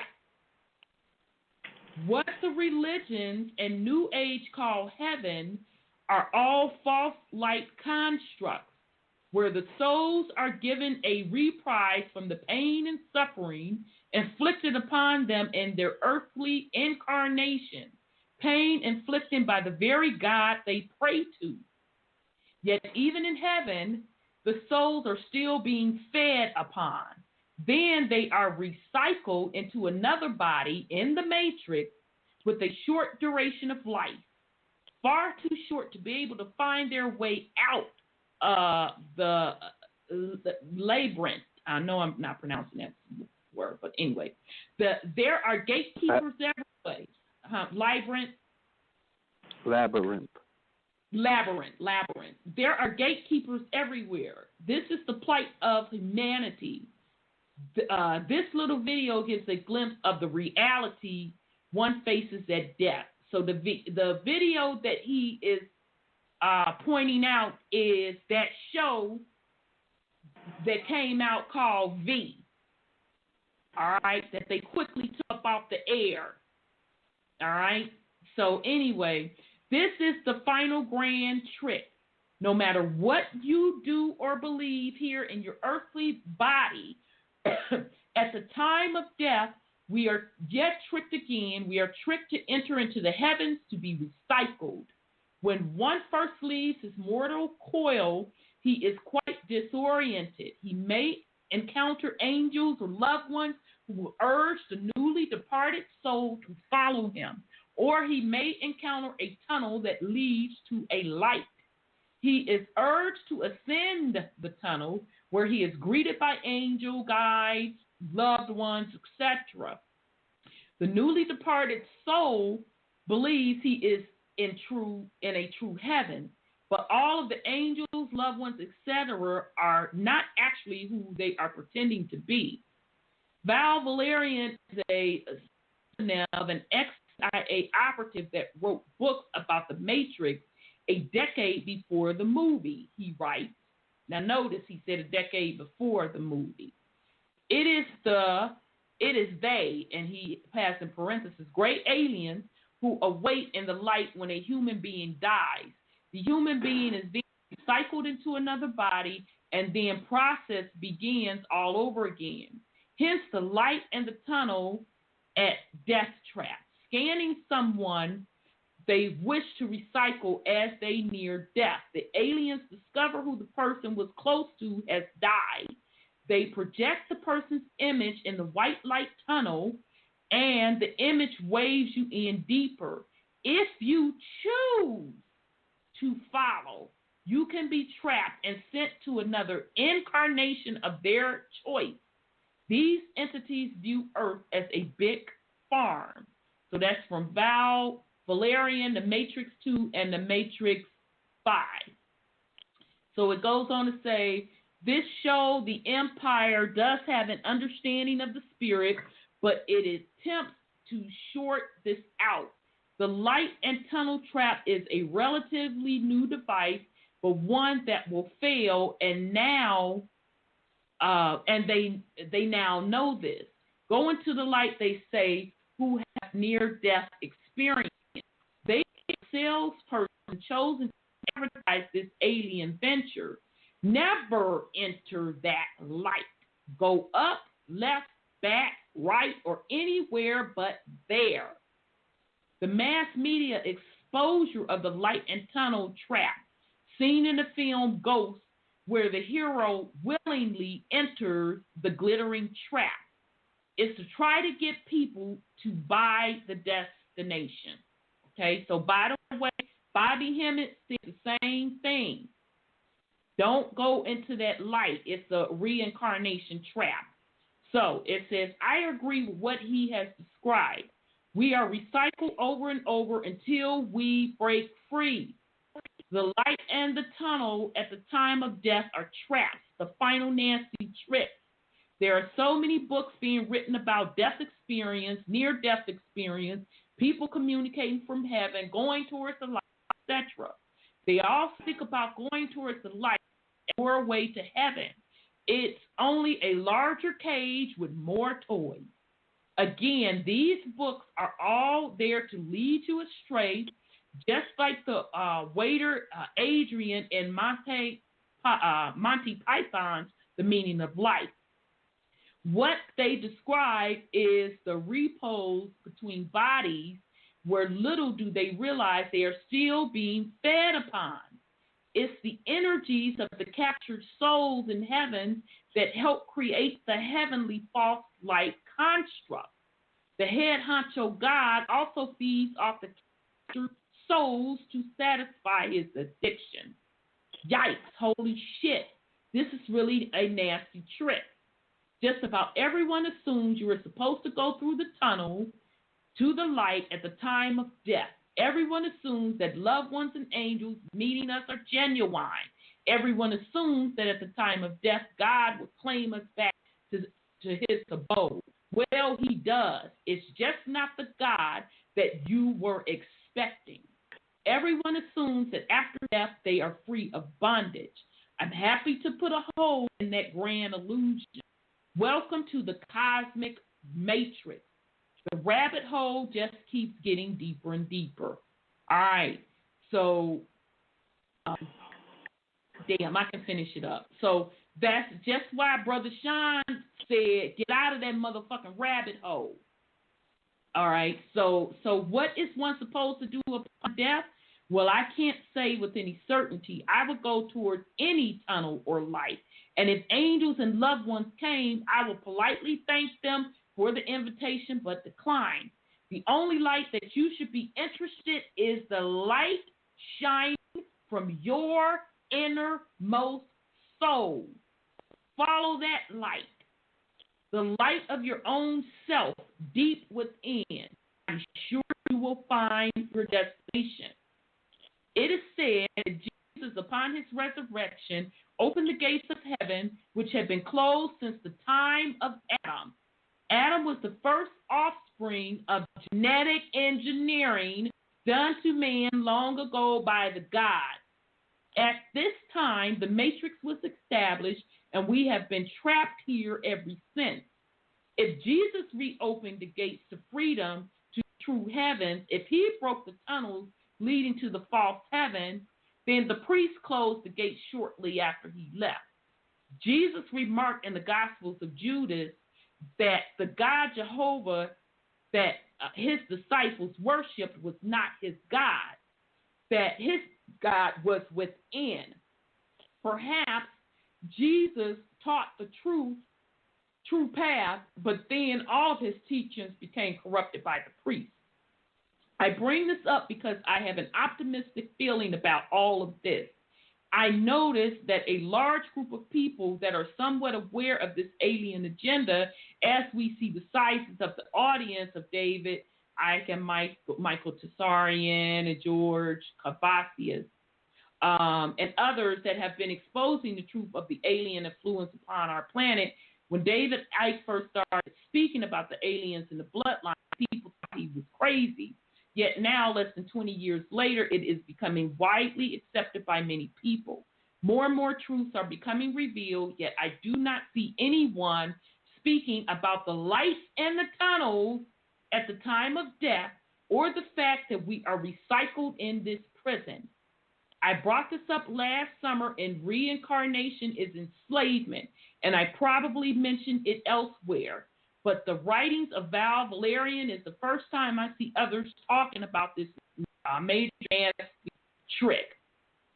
So I just want to hurry up. I hope so, because the external world would seem to be heading heavy turbulence with much shit flying. Whatever is happening, at least now we know to not go towards the light or the tunnel. Spread the word. So real quick, this article is off of wakeupworld.com, Death and Tunnel of Light, the final grand trick. Brother Sean, you have any last words? We only have 3 minutes. I'm good. Okay, Sis, you have any last words? No, I'm good too. I was going to say something, okay, but it's going to take 3 minutes. So I'm okay. Good. All right, family. Well, I want to thank you all so much. We're going to be off next week. We'll be back on the following week. Thank you for coming in there, coming here, supporting us. Love you very much. Peace and love. Thank you to my hosts, Sis Sandra and Brother Sean. Love you very much. So peace and love, family. Wholeness and power.